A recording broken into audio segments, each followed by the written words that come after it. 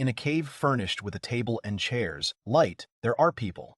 One adult stands with a child who stretches out his hand. In the same room, there is a carriage with horses. Someone tells Carol and Chet to make peace quickly and asks Games not to stand there and separate them. A guy is sitting in front of the computer and suggests that today he also try his best. He addresses this to the computer, or rather to the heroes of the game. This is the story of how he, a man who was unemployed for 10 years, became the god of destiny, saving several settlers and eventually being able to save himself.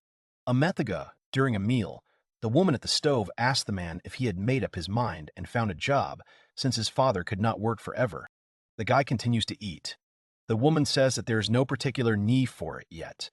But what will he do when they are not there? The guy starts shouting aggressively that he understood this. He bangs his fist on the table and complains about how annoying she is. He thinks it started again. He mentally asks her to stop saying this during dinner. His mother yells at him that he keeps repeating it anyway, that he understood, but nothing changes. It's not often that this conversation arises so early. He stands up abruptly, without finishing his rice and egg, and shouts that she has ruined his appetite. He realizes that he is doing something disgusting. He leaves, leaving his mother with questions. After finishing high school, he entered a regular university, which anyone could get into without trying too hard. And then he graduated from there, too. His mother shouts from the kitchen at him, asking what he should do with the remaining food. Up until this point, everything was going well. But then the problems started. And although he tried his best to find a job even before finishing his studies, he was never able to distinguish himself and get a job in a good company. He lost all motivation. He saw many of his acquaintances and friends happily getting jobs and telling him. A year passed after finishing his studies, then a second, and now 10 long years have passed. He was still without work.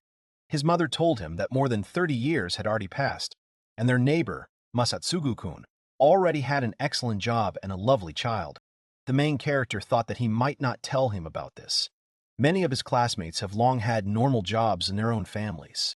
He goes up the stairs and notices that someone comes to them and says that he has received a package. He recognizes the logo and tells the delivery guy to wait a minute, he'll be right out. He presses the button. The mother sees this and is surprised. He doesn't often leave the house. She asks him. He didn't think of buying all sorts of junk without having any money. He answers that no. Most likely he won something again. To distract himself from the guilt of being out of work, he entered every possible email sweepstakes and sometimes even won. It's just that sometimes he gets things for adults that he can't show his parents. So he has to check what's in there beforehand. The courier asks him to sign or stamp it. The protagonist says that if possible, he will sign it. When he and the courier made eye contact, he suddenly flinched. He supposes that anyone would flinch if they encountered a guy like him who had been sitting at home for weeks. He is already used to such looks. The neighbors, for example, stare at him even more brazenly. Women discuss him while he sorts out the delivery. He looks at the box and thinks that the parcel is quite small. His mother looks and asks what he has. Is it food? Without waiting for an answer, she turns away and leaves. He sits down at the computer. There is a disc in the box. He wonders what it is. He looks and reads that it is a game called Village of Fate. He wonders if this is some kind of test version. He reads the note. He is addressed as Yoshio. He has been selected to participate in the alpha test of their game. They congratulate him. The game uses the latest version of artificial intelligence. It is the first game in the world to successfully create characters that completely replicate human thinking and behavior. Yoshio thinks that this is a bit exaggerated. He acts as a god who controls destiny and gives prophecies to the settlers. Once a day, he can give the settlers instructions for the development of their village. He will learn other features during the game. He thinks it seems trivial. Based on what is written, it seems like the whole game revolves around building a village. He also reads requests that he not tell anyone else about the game's features, not to spread any details even online. If he violates this obligation, his rights will be revoked and he will no longer be able to play. Yoshio says that sounds like a standard contract or agreement. He wonders out loud that even if someone leaked the details online, how would they know who it was? He has never been an alpha tester before. He says out loud that there are 2 things he needs to remember. First, make sure he is connected to the network. Second, if the settlers die, he will not be able to play anymore. Since the game is constantly saved, he will not be able to start it over. He wonders if it's too harsh, even though he's an alpha tester, to make sure everyone stays alive. Even if they're confident in the balance of their game, these conditions seem unreasonable. He looks at it and says that it's all quite contradictory. He thinks that the main question now is whether or not to install this suspicious game. He types game into the search engine and sees that the search yields no results. Most likely, the disk is full of viruses, so it would be wiser to use his old personal computer. He thinks it's probably some half-baked game or a prank. All he does every day is play games or just sit on the internet, so he just doesn't know what to do with his free time. Even if it's a prank, he can just write about it on Reddit or something. The name of the game appears on the screen. He thinks that most likely either everything is unfinished, or simplified, or something else. He presses start. The game appears in front of him. His eyes widen, and he screams that he is definitely being messed with. He sees a high-quality image of a man riding a cart. He has never seen such cool graphics in his life. The man on the cart is riding so fast and tensely. He turns around and sees that strange monsters are chasing him, similar to goblins, but with horns and fangs. Yoshio says that this must be a medieval fantasy. He wonders if there are monsters hunting them. He sees a couple with a small child and a younger girl in the cart, trembling with fear. One girl holds a book and prays to the god of destiny. Then a monster on a boar catches up with the cart and hits the cart with an axe. The people inside scream in fear. Yoshio starts to act and presses the mouse button. The monster approaches the man, walks right next to him, and swings. Yoshio realizes that he plans to knock down the horse first. Then the man driving the cart draws his sword. The monster hits. He reflects his blow, thus moving the monster away from himself. Then a second monster approaches from the other side. The gang's hero closes his eyes in horror. The monster swings an axe at the horse, and Yoshio takes action. The book in the hand of that girl in the carriage starts to glow. It glows so brightly that the carriage itself becomes bright, preventing monsters from attacking. Yoshio himself did not understand what had just happened. The carriage moves on. The monsters remain there. The main character of the game looks at the people inside the carriage. Yoshio sighs and wonders if he saved them. He supposes that this is where the game begins. He wonders what he should do. All the people in the carriage come out into the street and talk about something. Yoshio clicks on the man who is driving the carriage. He is surprised when he opens the profile of his character. It looks like he expected. The man's name is Gimes. He is 26 years old. He is 26 years old. He is a swordsman with many scars on his face and body. He is the older brother of Kem, who is a priestess. And the girl next to him, that means, is a priestess. She is 19 years old, a priestess who believes in the god of fate. Gimes' younger sister. Yoshio wonders if the swordsman and the priestess are brother and sister. He thinks that they are completely different from each other. He wonders if the game was made in Japan. The development must have cost a fortune. If the creators are from Japan, he is sure that with graphics of such a level, they simply shook up the internet. He clicks the mouse. He is curious, of course, but he will leave it for later. Why not look at the description of the other characters? He believes that these three are family, and all five of them are the main characters of the game. The little child, Carol, 7, is an energetic, but at the same time sensible girl beyond her years. Rodas ran a small grocery store for 33 years, and now lives with his wife and daughter, and his wife Leela is 30 years old, although she is younger than her husband. But Leela is very reasonable and has a strong influence on her husband. Of course, it's interesting to watch them, but where is the control? Yoshio starts looking for what was written on his piece of paper about some kind of prophecy or something similar. He sees something on the screen. A dialogue box popped up as text. He thinks this version hasn't been fully voiced yet. Games apologizes and says that even though he was in charge of the village's security, all he could do was give them a chance to escape. Rodas panics and tells him that he shouldn't bow his head when attacked by so many monsters. It's a miracle that they were able to survive, even if they were the only ones. And for that, they are very grateful to him. Then a little girl named Carol asks what that bright light was. She asks if he did something and addresses him as a brother. Kem tells her that she has told her many times that Games is her brother, not hers. She asks menacingly if she understood her. Silence falls. Yoshio thinks that this little sister has a brother complex. This guy is handsome and has a beautiful little sister with a brother complex, so he should definitely be the main character. Games tells Chom that it is irresponsible to treat a child like that. Chom asks him for forgiveness. Carol laughs and tells the girl that he is angry with her. The characters' personalities and profiles are perfectly written, so maybe this is a really good game after all. Leela pets Carol and says that the two of them can joke around later. More importantly, the afterlife, and saying that they were not joking. She suggests returning to the topic of their conversation. She hands over the book and says that this light mysteriously poured out from this Bible. Yoshio moves even closer to the screen. He reads out loud the instructions that now he must become their god and show their settlement the way to development.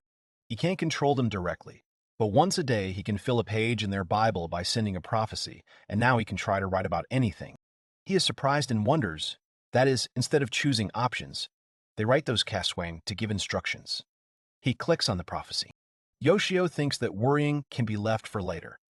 He thinks that the game is only capable of understanding simple words, or, at best, sentences. Time passes. He types and says it's done. It took a while for the sentences to sound like they were spoken by God. If artificial intelligence can understand even a tenth of what is written, then this alone will make it admit that the game is simply divine. Now he's curious to see what kind of reaction the self-proclaimed high-tech artificial intelligence will give. He presses start. The book in Tema's hands begins to glow again. She immediately opens it, reads and falls to her knees, saying that this cannot be. She crosses her fingers, looks up at the sky with tears in her eyes, and tells God that they are infinitely grateful to him for this miracle. She shouts to everyone that they have received a prophecy from the god of destiny. Rhodus and Gimes immediately bow, cry, cross their fingers, and shout again and again about the miracle. Leela apologizes and says that she is not literate, so she and Carol are illiterate. Carol happily raises her hand and shouts that they are illiterate. Games tells his sister that he can only read simple words too, but the complex ones are beyond him, so he asks if she could read it for them. Then he tells his brother that he can read these notes. Carol and Leela look on expectantly, then realizing that he is right and asking to let her read it for them. She reads what Yoshio wrote. They are the ones who escaped from certain death. It is from the god of fate. It's nice to see that with his miracle, they were able to escape from the monsters. From this day on, he will give them one prophecy every day. He hopes that they will live in good health according to his will. He tells them to start cutting wood and guarding the place they live in. At these words, Yoshio rolls away from the screen in his chair, cursing. Leela exclaims that it was God who saved them then, not to mention that he shows them his care. What a relief that they are alive. Rhoda says that knowing that he will even enlighten them with his words once a day is something they are very grateful for. Little Carol also crosses her fingers and smiles with her eyes closed. Yoshio looks and says that it literally looks like they completely understood what he wrote. He is horrified that technology like this is not decades ahead of its time. He says that if these characters can understand and react to everything, then this game is truly incredible. Yoshio shouts that if these characters can understand and react to everything, this game is truly incredible. Then he thinks and says that they must just be going through a pre-programmed cycle of actions. He wonders what kind of game this is. Then says that the god of destiny told them to cut wood and guard the campsite, so she suggests that they split up and cut down a few trees. Rhodus asks if he can ask a question. Little Carol looks at him. He says that since they are in a forest, there are plenty of trees. But if they cut them down, they still won't be able to use them for lumber right away. Naturally, they will have to process them. And some time will also have to pass for the wood to dry.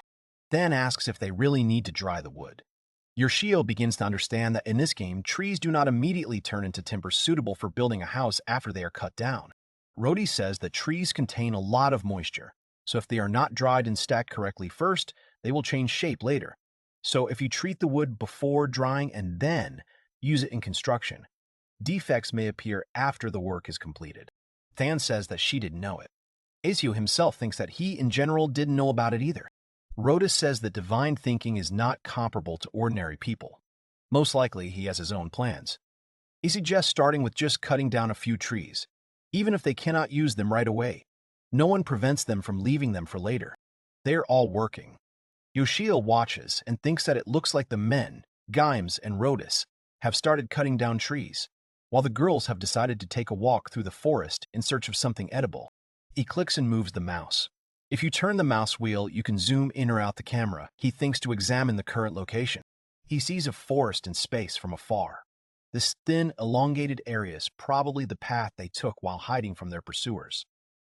The more important question, how does time flow in this game? This is the kind of game where the visible area expands as the characters explore parts of the map they've never been to. He asks if it could be that the game is completely in real time after he gave them the prophecy. They can only sit and watch. He persuades and tells himself that this can't be, that they are in their right minds. It's impossible.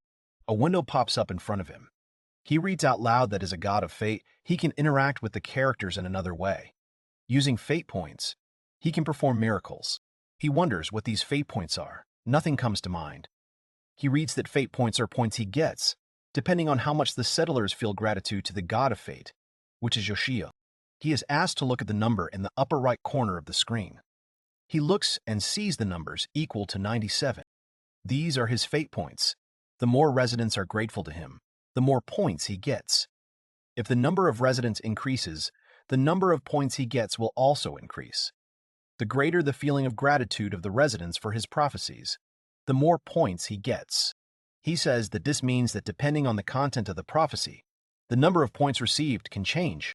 It says that if the village prospers and the population increases, the effects of miracles will also increase, so he should try his best. He believes that it is high time to look at these so-called miracles. A visit from a merchant, a traveling doctor visiting the village, hunters stopping nearby, a reunion of the surviving inhabitants. He says that it is clear to him, which means that since he became the god of destiny, he can influence people's faith. He reads on and realizes that he can apparently even control the weather. Things like that really make him feel like God. He leans back in his chair and says that he doesn't have many points, so he's unsure which miracles to use right now. He understands how complicated it all is, and he believes that we need to listen to what the settlers are saying and build on that. Games and Rodus chop down trees. Rodus tells the other that it is still a great relief to know that they are under the protection of the god of fate. Games agrees and says that he is right. Rodus says that it would be great if this dry weather lasted longer. He agrees. Rodus asks him if it is true that he and Cam are really close. He agrees again. Yoshio sees his responsiveness and thinks that even when Rodus tries to break the ice in communication with him, it never develops into a full-fledged conversation. Yoshio says that things are bad. There will be no benefit from this conversation. He clicks and looks at what the girls are doing. Tame turns to Leela and asks how much food they managed to grab with them. She replies that there were 3 boxes that they were planning to put up for sale, so if they ration the portions, that would last them about 2 weeks. Fine says that it will be great if by that time they have secured a stable source of food for themselves. Yoshio is thinking about providing food. In that case, if he chooses to visit the merchant, will they be able to buy food from him? If they want to provide for themselves, they will need to fish and look for other food in the surrounding area. He wonders how much can be found here. He thinks we should scout out the situation around us. He wonders if he should send Gams out to explore the area tomorrow, but whether it's a good idea to leave the villagers without their only warrior and protector. If this is a game and he is going to win it, then the girl who is of no use at the moment. Then Carol turns to her mother and says that she has found a mushroom. She panics and screams that it is a poisonous mushroom, so she should throw it away. Yoshio thinks that he should use Carol to expand the visible area. He changes his mind again. If they die because of his thoughtless actions, it will be on his conscience. He looks at what other miracles he can use. He sees a familiar. It's a servant that can use magic if he acquires one. Will he be able to explore undiscovered areas of the map with its help? Even at first glance, there are more than 50 types of them. They even have unicorns, slimes, and a lot of other nonsense. If he is aiming for reconnaissance and exploration of the map, then it is most logical to choose birds.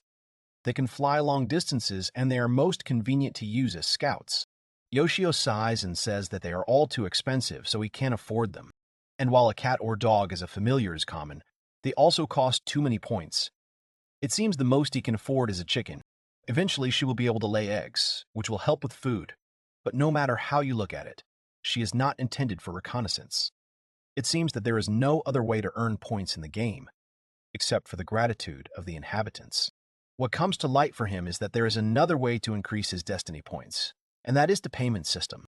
The program tells him that if he pays 1,000 yen, 10 fate points will be added to his account. He sighs and says that they implemented the most unpleasant system for the unemployed like his. Even though payment systems in today's games are a common occurrence, they included it in the test version. The points he has aren't enough for a familiar, but if he throws in 20,000 yen, he can afford a cat or a small dog. And aside from familiars, as long as he has the fate points, he can provide the settlers with a peaceful life. He starts poking at something, opens the chest of drawers where there is a card or some kind of check. He sees that he has a little more than 10,000 yen left. If he sells the books and games he has accumulated, he can get a decent amount of money. And if he also takes all the unopened prizes he has won and puts them up for auction, he grabs his head and wonders what to do. He continues to play, even at night, and notices something. He sees the women going to the cart. Yoshio wonders if everyone is already going to bed. It's only 9 o'clock.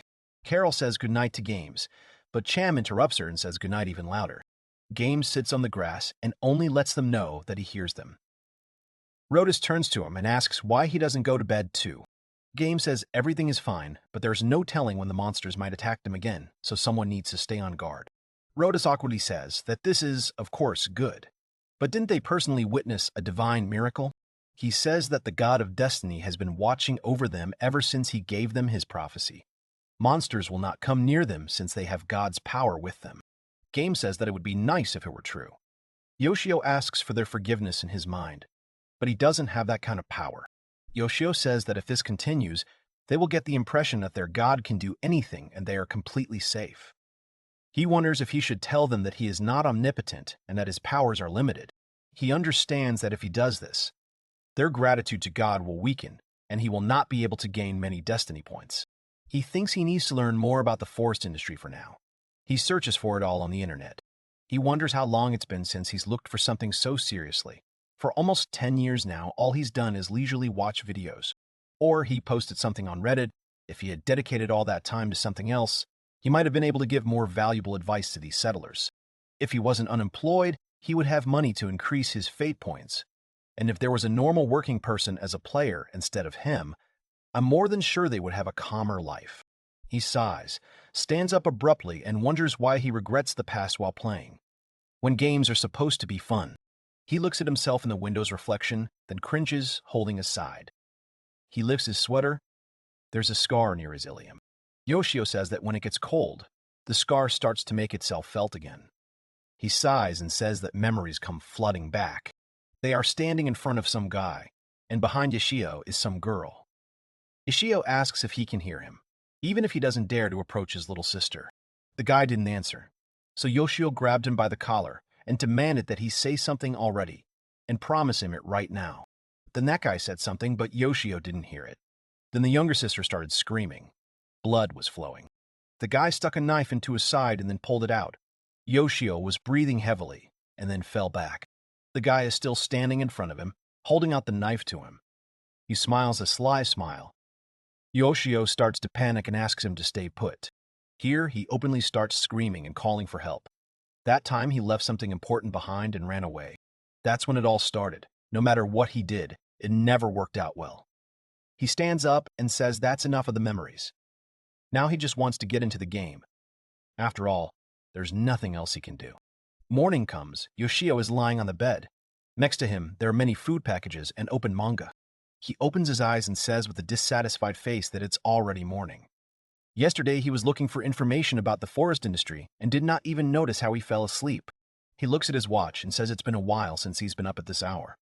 He sits down at the computer and says it seems like everyone is up. They're working on the trees. He says that it seems like the characters' lives actually happen in real time in this game. He is wondering what he should write in his prophecy today. His stomach starts to rumble.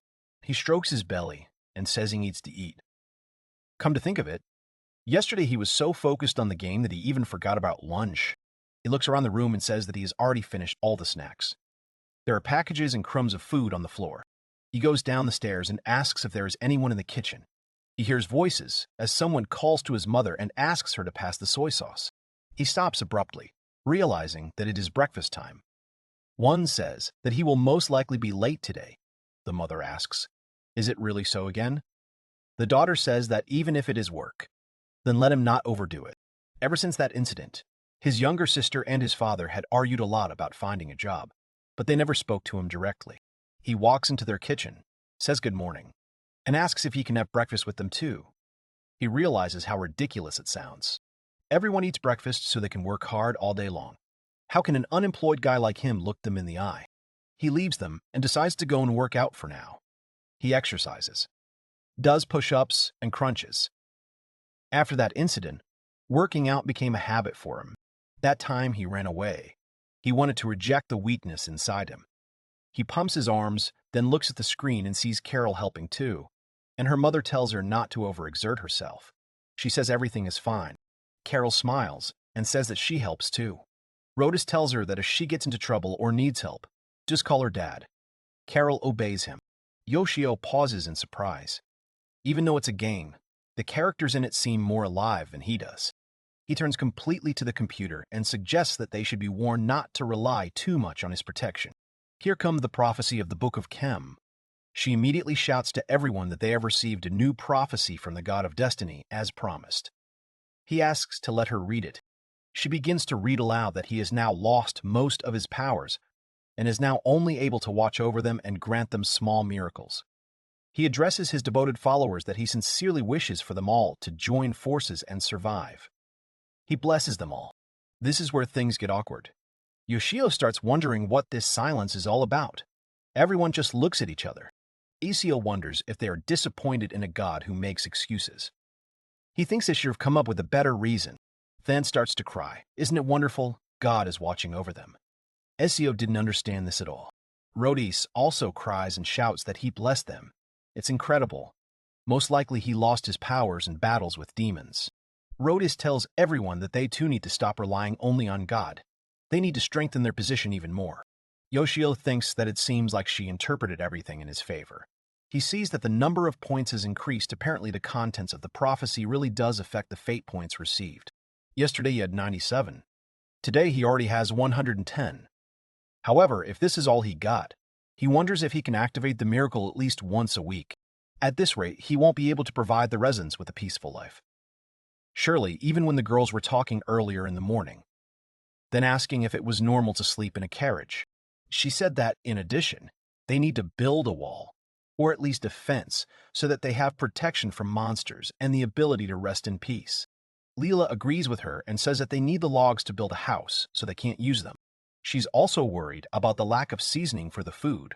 If only they could get some salt. Yoshio wonders if he had more fate points.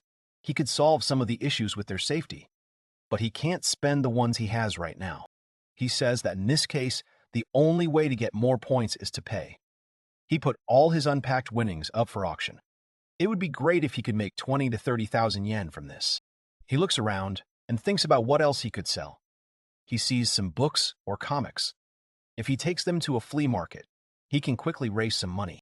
But the problem is that to sell these things, he has to go outside. It's been several months, and if you don't count the late evenings, it's been 2 years since he left the house. It would be very sad if they lost and he couldn't play anymore. Yoshio gets ready and says he has to go. He looks at himself in the mirror and says that, although he hasn't gained much weight, his clothes have become tight. When he was a child, he imagined himself at the age of 30 as a very refined person.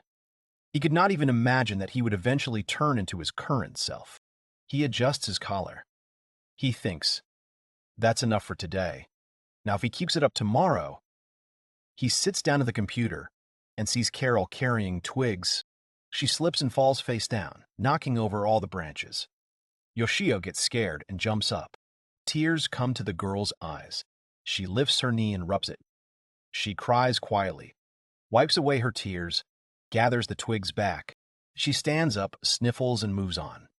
Yoshio is surprised. He switches and sees how Gimes and Rodis are dragging logs, and women are washing clothes while they are freezing and warming their hands with their breath. Isio starts to get angry and realizes that today the situation is completely different. He takes the bags with him and says with a positive attitude that he will also try his best. His mother comes out after him with a surprised face and asks if he is really leaving, because it doesn't happen often. She asks if something has happened. He only says that he will be back soon. She remains in shock and says that then they will see each other later. He gets out, sits on his bike. Their neighbors look at him in surprise and discuss it with each other again. Yoshio himself understands. Isn't it funny to see him like this? Aren't people humiliating him because he doesn't work even after he's long since grown up? He rides his bike, remembers his players, and then presses the pedals so hard that he rides away very quickly, leaving those neighbors behind. He comes to some room, hands over all his things. A woman takes him in. Yoshio thinks that there are no books here that could help with building a village. He finds something called Other Worlds. He thinks that in such books, gratitude from people from another world for modern knowledge is a common thing. The situation in the game is different, but it can be useful. Right now, he can't afford to buy anything, even if it only costs a few hundred yen. He drives back and sees a place with a cake on the sign. He used to go there with his family in the past. He stops at the entrance. He goes in. He is immediately greeted. He passes a family where a boy is choosing, and a little girl says that it is not fair. Why is it only he who chooses? He goes to the cashier, apologizes, and asks her for 4 puddings. He decides to spend a little. He thanks and leaves. He comes and tells everyone that he is home. His mother is sitting at the coffee table. He hands her the bag and says there is some pudding in it. She asks if he bought it for her. He thanks him. Yoshio adds that he bought it for everyone. There is enough pudding in it. He leaves and goes straight up the stairs. He doesn't understand why he's embarrassed. He thinks that a worthless person shouldn't feel satisfied after one small good deed. He stands with his back to the door of his room, horrified, wondering what he is doing at his age. He sees that the points have increased to 310. He says that this is good. So far, he has managed to put about 20,000 yen into the game. He sees everyone sitting by the fire and eating. Now Yoshio wonders what kind of miracle he should perform. They enjoy mushroom skewers. Yoshio says that yesterday he suddenly discovered that the game has the ability to view all of the villagers' past conversations, which is cool, but it feels like he's eavesdropping. Overall, he doesn't think he'll use it. Carol eats mushrooms with gusto. Yoshio says that if he wants to fulfill a couple of wishes of the villagers, then he simply has no other choice. He clicks, he decides to take a peek to check how it all works. He is an alpha tester after all. Layla says, "Isn't it wonderful that the weather is so nice today?" Which agrees. Layla says again that she just hopes they don't encounter any monsters anytime soon. Yoshio realizes that this conversation took place while he was away. Leela says that it looks like the laundry should dry quickly, which she agrees with and says that the fact that the river is so close really helps. She says that she would also like to take a bath, but it would be very bad if she were attacked while she was showing off naked, adding that, and there are men around. Leela says she wouldn't be too worried if someone saw her naked, since her husband and daughter have seen her naked a lot anyway. And she doesn't think games would be interested in the body of an old maid like her either. Here Carol shouts that she also doesn't mind if the older brother Games also watches, which immediately turns her down. She explains that the older brother is certainly calm and collected, and also more reasonable and sensible than the others. But in the end, he is also a man. Yoshio sees and does not think that he should worry about Layla and Carol. But the problem with Kamener brother complex seems more serious than he expected. Yoshio says that the rest is probably just normal everyday chatter. Leela says that she still wonders what happened to that crowd of monsters that attacked the village. Because that day, the villagers were all, Yoshio is even more curious about what day it was. This shows that this was not a small village at all. They had an excellent stone wall that went around the village and was much more reliable and stronger than in other settlements. On top of all that, they even had a few hunters just like her brother. And despite that, this is how it all ended. Carol says she hopes the lady and man who live next door are okay. Yoshio understands what happened to them. He looks through the logs of the rest of their conversations and managed to find out a little more information. It seemed that the village where they lived had several hundred inhabitants. Moreover, when a horde of monsters attacked their village, they rallied, trying to resist the threat one way or another. But in the end, almost everyone was killed, and the rest were forced to run out, saving their lives. It seems that someone other than its inhabitants also managed to escape in horse-drawn carts, and it seems to him that by the time they realized that they had gotten separated, their cart was already alone. It's good that they were able to escape the monsters in the forest, but their carriage was damaged during the chase, meaning that traveling long distances will be a problem. Yoshio understands the situation they are in. He now understands why the description of the miracle specifies that it is a reunion of the surviving inhabitants. Eventually, he will make sure that they all live together again. Then his mother shouts to him that the food is ready. He comes out of his room. His father is sitting in the kitchen, not reacting to his son. Yoshio thinks it's rare to see his father come home so early.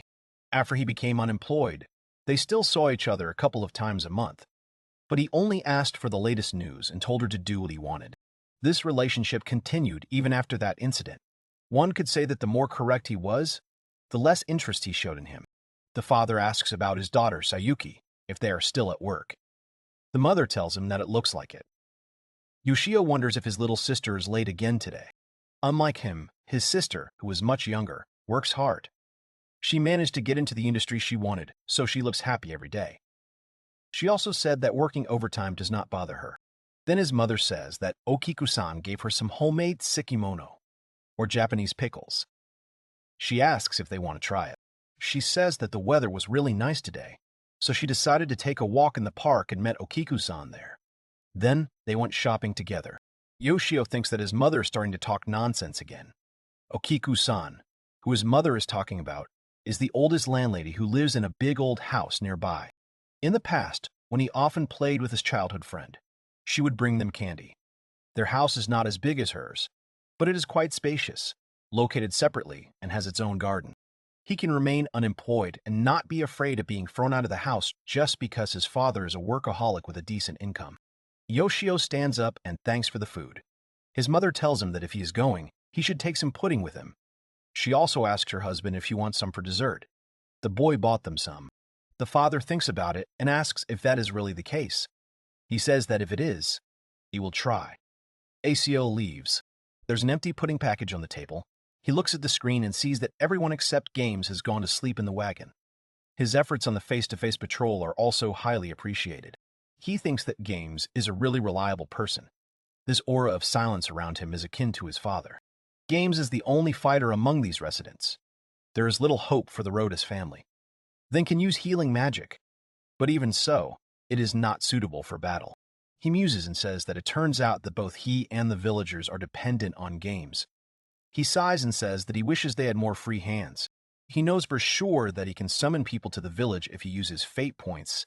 It will cost a lot. He clicks and says that there's an option here that will cost less, but it will be random, with its gambling mechanics and unpredictability. He understands that if he is unlucky and it turns out to be bandits, then defeat will not be far off. In addition, getting hooked by this mechanic is like falling into a bottomless swamp. Not touching randomness is the wisest decision, in his opinion. He keeps thinking out loud. After all, he also needs a familiar, and he has this feeling that he should leave the glasses for the moment when they are really needed. He screams, tugging at his hair. He screams, why is he so worked up over one simple game? He looks at Games by the fire and figures he'll have to think about it tomorrow. He's tired from going outside for the first time in a long time.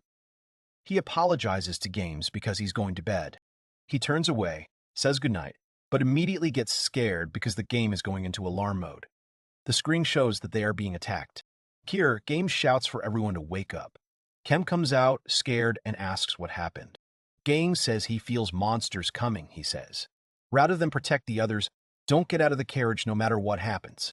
Rodas tells Leela and Carol to stay in the back of the wagon, because it's too dangerous. Carol asks her older brother if they'll be okay. Games tells them to trust him. Than shouts that she will too, but then Games interrupts her and says that she won't. Because only she can use healing magic. Let her take care of everyone. He's counting on her. Tem starts to cry but listens to him. Yoshio panics. Looking for where the monsters are, it's too dark in the area. He can't see anything. Two wolves appear right in front of Games and growl. Yoshio screams that they really appeared. This is a black dog. A wandering sword turned into a monster. Unlike ordinary dogs, this ferocious predator has increased physical abilities, and occasionally there are individuals with poison claws. Isio reads all this and becomes more and more panicked by the information. He says that Games may be strong, but right now the situation is clearly not in his favor.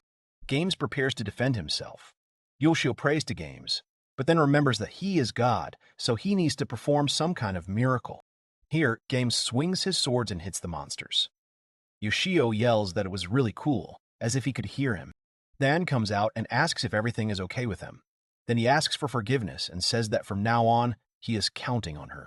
Games falls down sharply. Than screams in panic. Yoshio grabs the screen and does not understand. He beat them dry, didn't he? He screams at Games to pull himself together. Let him not think of dying. Van raises her older brother and screams that his body is getting colder. She calls him in horror. Yoshio freezes in shock and then continues to scream, not understanding what is happening. Rodis approaches them and asks Than to calm down. He checks Game's arm and says there are still bullets, but it looks like his body temperature is slowly dropping and his face is starting to turn pale. They see the wounds on his hand. Rodis recognizes the color. He turns to the monsters and sees blood coming from their mouths. Rodis says that it looks like poison. He turns to Kim and asks if she can cast an antidote spell. Yoshio says that means if she can use this spell, then Games will be healed. But of course he is afraid of blood. But it is in the game. Kim sadly answers that she can't, because she hasn't learned a single one yet. Then she remembers and asks if there isn't an antidote in their luggage. Rodis apologizes, but says no. Carol clings to her mother and begins to cry, then begins to tremble in panic and begs him not to leave her. Here she looks at the sky and turns to God. She asks him to save her brother. Then she will do anything. She asks again to save her older brother. She begs God and begins to cry even more. Yoshio looks at the screen and doesn't understand what to do. If Gaiams dies, then everything will be over. What can he do? He sees that they are very worried and asks himself to do something. Yoshio clenches his fist and tells himself that no, he is the god here. So why is he panicking again? He screams that in such a situation, only a miracle can help. If his memory serves him right, then there was a way to save Games. He quickly flips through everything. This is definitely not a merchant. Hunters are not suitable either. He is sure that this option is somewhere here. He sees that now only a miracle called the traveling doctor can help.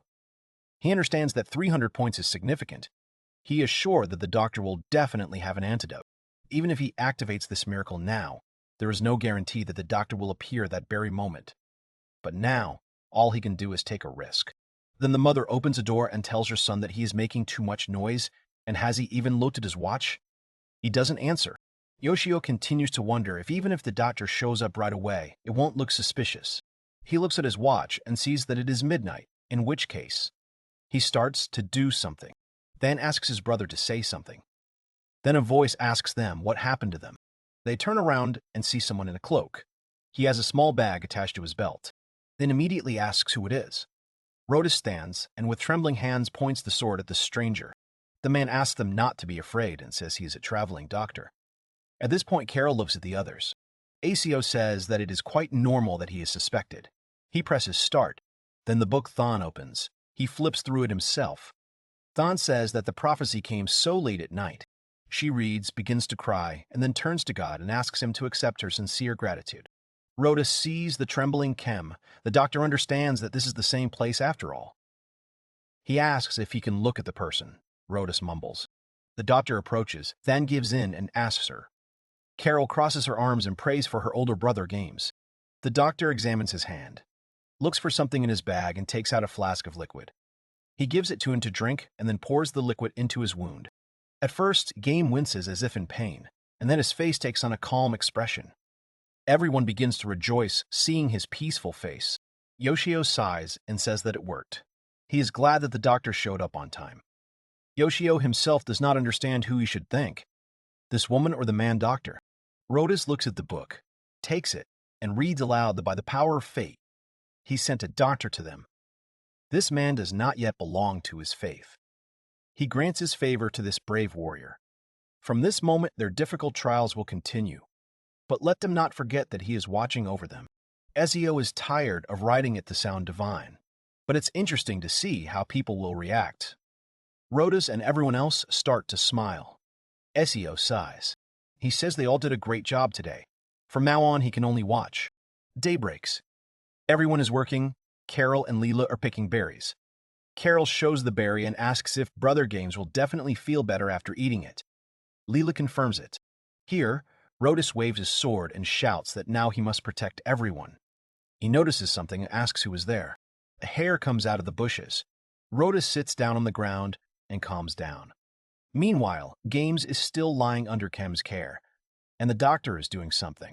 The doctor mixes the plants and grinds them. Tama looks at the doctor and asks why he came here at all. The doctor replies that he comes from a family of hereditary doctors. This place is called the Forbidden Forest, and although many monsters live here, healing herbs also grow here in abundance. Last night, when she, the doctor, had finished collecting herbs and was about to set up camp, she saw a pillar of light and, frankly speaking, she was hesitant about whether to go check that place or not. But the anxiety in her chest continued to grow, so she came here. Than says that it must have been God's order.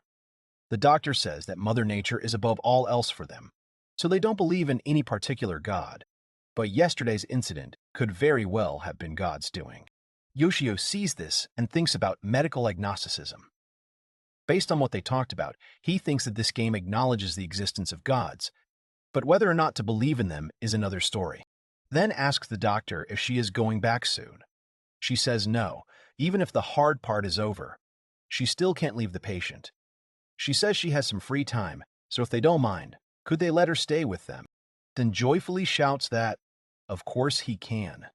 But on the contrary, she asks her to stay as long as she wants. She then adds that they just don't have any housing yet. She asks her if that would suit her. Yoshio reflects that the doctor saved him by agreeing to stay with the residents. But as Cham said, the main problem is housing. The van is already full, so if we add a doctor, someone will have to sleep outside. That makes a total of 6. Besides, although this time everything somehow worked out, they didn't even have a regular bandage. If the black dogs attacked again, then destruction would be inevitable. Even though Games was saved, there is a chance that he will not be able to walk normally for a couple of days. Rodis apparently decided to protect everyone. But not everything works out that way. He thinks out loud. What they really need now is a safe place to live. In that case, how should he use the fate points? The doctor says that there is an abandoned mine nearby where they can find shelter from the wind and rain, and she also thinks that they can find tools left behind by the miners.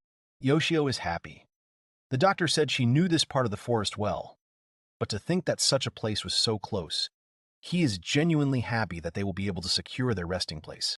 Rodis asks her to show them the way to that place. The carriage moves, with Rodis and the doctor herself sitting at the head. It looks like the destination is a 5-minute drive from their campsite, so they can come back later to pick up the wood. They drive up to the mine. The doctor points and says that this large door was used to transport goods, and this one was most likely the main entrance. She says that apparently there was ore mining here before, but it seems that the miners found another mine nearby with richer veins, so they converted the place into housing and storage. They open the doors. The doctor suggests going inside. They go inside in a whole cart. The lanterns are shining, but instead of fire, there are some crystals. They walk in and see a huge table for several people, barrels and wheelbarrows. They are all amazed. Carol shouts that it is amazing. Yoshio is also surprised and says that, of course, there is dirt everywhere here, but if you compare it to living in a cart, then it's just heaven and earth. Rodis tells everyone to look and points to the room, saying that there is a room here. The doctor says that it looks like the miners themselves dug them up to have their own rooms. Rodis shouts that it's amazing. It seems like everyone is so engrossed in their new home that they don't even pay attention to what the doctor is saying. Than squeezes the unconscious Game's hand and tells him that they have arrived safely at their new home. She asks him to get well soon. Leela says that it looks like there is even spring water, and they also found a stone oven along with cooking tools. The doctor says that it looks like they can start doing housework. Carol shouts that this is awesome. Leela suggests that before this, everyone clean up this place together. Carol is happy and jumps, raising her hands. Yoshio says that they were able to get a place where they will be safe. He is forever indebted to the doctor. Later, the doctor mixes his medicines and herbs again, while Games lies unconscious behind him. Leela tells everyone to try to be quiet, otherwise they will wake up Games. She suggests cleaning the place so clean that he will not be able to say a word from amazement when he wakes up. Everyone agrees. Rodis is hauling barrels. Leela and Kem are sweeping the floor. Leela tells Rodis to take out anything that looks unusable from the cave. He obeys and says that he will leave everything broken but repairable in the corner. Little Kroll also sweeps with a small broom. She says that there are only 4 rooms here, so she is thinking of making her brother's room and her own too. Probably one bed will be enough, but she asks him to sleep with her. Here, right behind, Kem comes up and listens to her with an astonished look. Yoshio sees all this and thinks that Kem is scaring her. Than asks, isn't it obvious that Big Brother will share a room with her? She is still a child, so she doesn't think much about it. But Big Brother spoils her too much even if she is a child. Shouldn't he refuse if he doesn't like it? Yoshio is a little concerned about Carol and Cham's relationship, but overall they get along well. Leela sees Cham peeking at Carol. Yoshio says that once they turn this cave into a habitable place, they won't have to worry about housing anymore. He thinks they can finally really start building a village. Asio smiles, then gets up, stretches and says, "Is it really noon already?" His eyes are tired, and he's a bit hungry. He leaves the room because he needs to go eat. At the same time, he opens the door of another room. Sayuka appears in front of him. They stand awkwardly. She says that this is terrible. Yoshio asks his little sister if she has a day off today. Sayuki stands in front of him in pink pajamas with an emotionless face. She says she wanted to go downstairs and eat. She asks if he could step aside. He says he needs to go downstairs too. Sayuki then asks him to be kind and not use the bath. Yoshio turns to her and wants to say something. He remembers a situation with the guy. Sayuki asks her what he wants to say. He says nothing. He says he won't be using the bath on the first floor, so don't worry. Sayuki tenses up and says that he could at least object for the sake of decency. It's a pathetic sight. Does he really think she's stupid? Yoshio goes into her room and says that she seemed more sullen than usual today. After the incident with the stalker, every time she and Sayuki met, it turned into a fight. They used to be very friendly and often went on vacation together, but now he finds it hard to believe. He wonders if they would have had that brother-sister relationship if it hadn't happened. His scar hurts again. He tells himself that he needs to move on, even if he now regrets that choice. Nothing can be changed. He turns on the computer and says that he should check how the settlers are doing and finish for today. He presses the shaft doors, walks further down the shaft corridor, and sees that they have just finished cleaning. Leela asks if they think it is pretty clean already. Rhodis asks where Kem is. She replies that she said she was going to visit games. Carol listens to all this. She says that it is so mean, and that she will go to her older brother too. Rhodis refuses her, because they just need to let the two of them be together. Carol also understands this and agrees. Rhodis tells her to stay with her dad instead. How about exploring the cave better? She happily agrees. She says that when her brother gets better, Carol will show him everything here. The parents awkwardly agree with her. Then she enters the room with the doctor and Games. She turns to the doctor and asks to let her take care of her brother, because the doctor needs to rest. The doctor looks at Games and says that it's a good idea. The symptoms of the poisoning are getting worse, so she decides to accept her offer. The doctor comes out and says that if anything unusual happens, he should call her immediately. He thanks her for this. Than takes his brother's hand and says that she is there. Yoshio sees all this and says that it seems that Games' condition has stabilized, so he thinks it would be right to leave him alone for a while. Suddenly, he notices something. It says on the Games that this is a dream. He thinks that it must be just a sign for an action. He thinks that he will find out once he clicks on the sign. He clicks and notices that the image on the screen has completely changed. In front of him appears another place, full of people with guns. Yoshio doesn't understand what this place is. He sees a guy who is being rewarded for being able to deal with monsters. She congratulates him on completing his first task. Yoshio wonders if this is the young Goims. Most likely this is the dream that Goims is seeing now. He thanks the woman. Games is called by other hunters and told that they are going to go for a drink. Would he like to join them?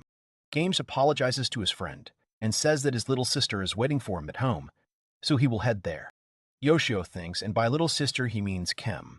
So in the past, Games had a completely normal life. The guy rushes and says that he is home. Young Games comes home and sees a bearded man drinking something from a bottle. He notices his son and says it's just him. Games sighs and says he's drinking again, and his father throws the bottle at him and asks what kind of attitude he has towards his own father. Games throws his reward on the table and says that here, as he promised, is for looking after Kem while he worked. Kem is pleased with the gold and says that he can buy more drinks. He asks where Kem is. The father doesn't answer. They both go downstairs. He sees Kem, exhausted and bruised. He lifts her up and tells her to hold on. He asks how many days she has been starving. Yoshio sees and thinks that this is bad. Games apologizes and says that if only he could have made the decision to leave this place with her sooner. He gets up and leaves. The father asks to wait and says that he only acted carelessly while he was drunk, and from now on he will definitely keep his word. Here, Games furiously tells him to move away if he doesn't want to die. He gets scared and gives way. He goes up the stairs with the girl. On a winter night, they walk down an empty street. The girl asks him where they are going. He answers, somewhere far away from here. Tam says that if they don't hurry back, then the father will be so angry. He tells her not to worry, because they will never see him again, and there's no need to be afraid. The girl begins to tell him that maybe her mom and dad hate her, but she could have been a bad girl because she was constantly scolded. Here, Games screams that it's not true. He tells her that they are the bad ones.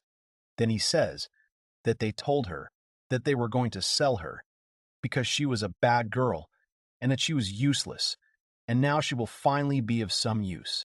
Tears well up in her eyes. Yoshio sees all this and thinks that these two lived in more terrible conditions than he imagined. Games brought Kim down and then told her to no longer consider those two her parents, to forget about them. He tells her to live with her from now on. He asks if she doesn't want it. She says with tears that she is happy as long as her brother is next to her.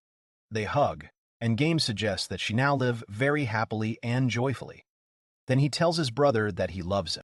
Yoshio sees that the screen has become normal again. It is clear to him, now he knows how the brother complex came about. With such a cool older brother, you can see why she became dependent on him. Suddenly, he wakes up, calling his sister's name. He smiles and says that he must have made her worry. At this point, Cham openly sobs, hugs him and shouts several times that she is so happy. The family and the doctor appear at the door. Rhoda shakes the doctor's hand. Carol and Leela clap their hands. Yoshio raises his hands in relief. He says that now they can take a break, and all the settlers are happy too, because there is no other person as reliable as Games. He says that he is the kind of character that naturally becomes popular. Unlike some, he is handsome, strong, unlike some. He will always risk his life to protect her, little sister. He is sure that the bond between these relatives will never weaken. He moves the mouse. Tears dripping onto his hand. Tears stream from his eyes. He runs his hand down his cheek and wonders if he is crying. Then he starts laughing. If he regrets it so much that he even cries, then why is he still... He starts to tremble and thinks about wanting to change. At home, Yoshio's father and sister leave and announce this. Yoshio sees through the window how his sister asks his father if this is the tie she recently gave him. He confirms it. Yoshio sees and hears her father asking what it is. Does he really look strange in it? She replies that it doesn't at all. It suits him very well, in her opinion. Yoshio goes back to the computer and sees that Layla says that Games and the doctor are patrolling the area, so she offers to make them lunch before they get back. She asks Carol to bring the plates. 3 days had passed since the settlers had moved into their new home. The cave was furnished with furniture and all the necessary equipment for life, and the lives of the settlers improved dramatically. It seems that the costs of the miracle paid off in full. However, the most important thing that happened, thanks to this miracle, a boar flies at Games, he reflects its blow, stops the monster, and at this time, the doctor stands to the side, holding a bow and arrow. She points the arrow at the animal, then releases it. The arrow hits the monster's head, and the boar falls. The doctor turns to Games and says that there is no need to overexert himself. He is still only just recovering. Games says he is very grateful to the doctor. The doctor Yoshio summoned to the court is named Muluz. Not only is he skilled in potion making, but he is also a master of the bow, making him the perfect partner for Games. In addition to all this, Molos is able to use magic that controls plants, so the drying of the trees, which should have taken months, was completed in the blink of an eye, and it was Mulus who led the settlers to the cave. He is very talented. Yoshio sighs and says that if only Mulus could join the village. Mulus is treated as a guest. Nothing is known about him, and the conditions for his joining the village are also unclear. Not joining the settlers, even after spending 30,000 yen on fate points.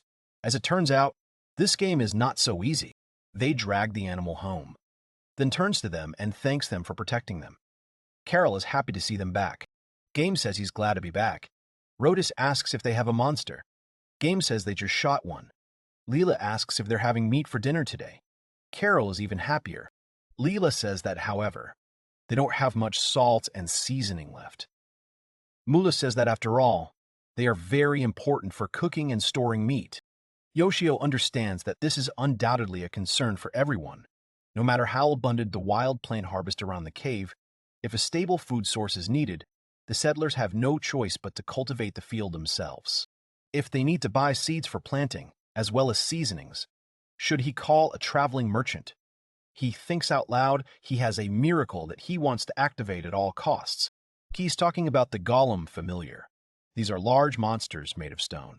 You can count on both their firepower and their ability to work all day. With this golem, the settlers would immediately cope with the lack of manpower. The golem is a humanoid doll, understands and carries out simple commands, does not need rest, can work all day. The player can control the golem with a gamepad. Yoshio says that the most tempting thing is that he can control it with a gamepad. Even if he could only watch until now, until they have this golem, he will be able to participate in the game directly. The problem is the amount of fate points to summon a golem. 700 points is too expensive. In real money terms, it would cost 70,000 yen. He had already spent 300 points to summon Mulus and was almost at zero. But saving games and his daily prophecies had increased the settler's feelings of gratitude, so he restored his fate points to 160. Every day, thanks to the residents' faith in him, he gets 10 points. This means that if he does not spend points for 2 months, he will be able to save up the required amount. He understands that this will be a very long story. He thinks out loud that if he wants to get a lot of fate points very quickly, he will have to donate, but his savings are already exhausted. He was frugal and did not spend the money he saved as a child when his father gave him pocket money if he was in a good mood, but he poured it all into the Fate Village. He looks at the settlers who are dining at the table in good spirits. He looks at the happy Carol. Yoshio smiles, stands up and says with a sigh that he will make himself some coffee.